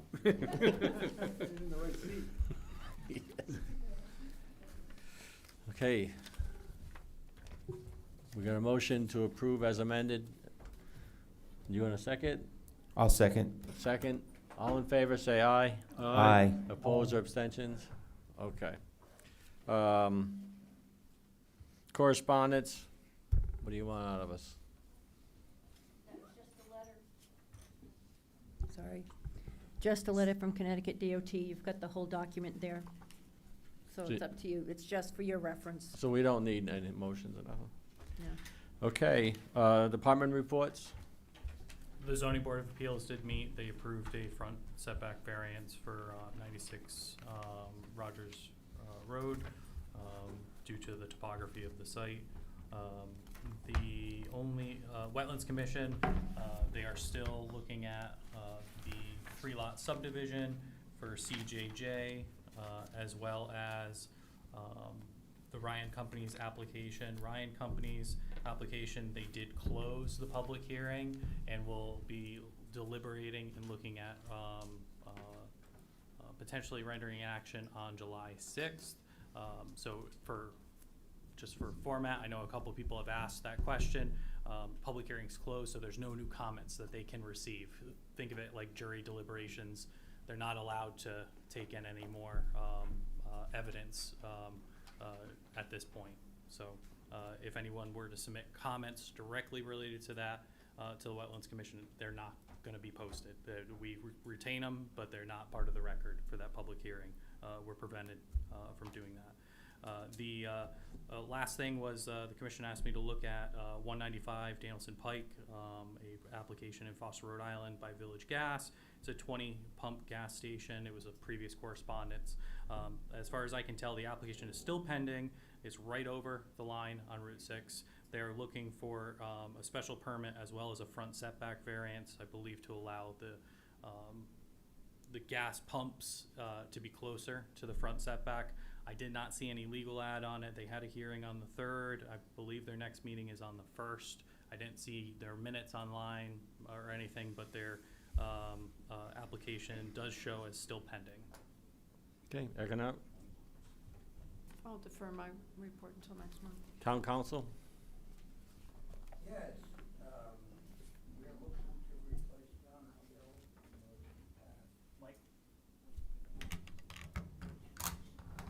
John LaBelle's replacement on the town council. We've interviewed and we'll be doing the appointment to next meeting.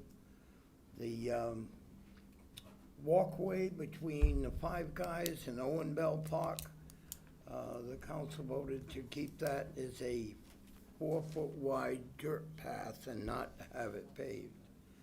And we did support, the town council went on record supporting the moratorium. Thank you. Motion to adjourn? Motion. Second? Second. All in favor? Aye.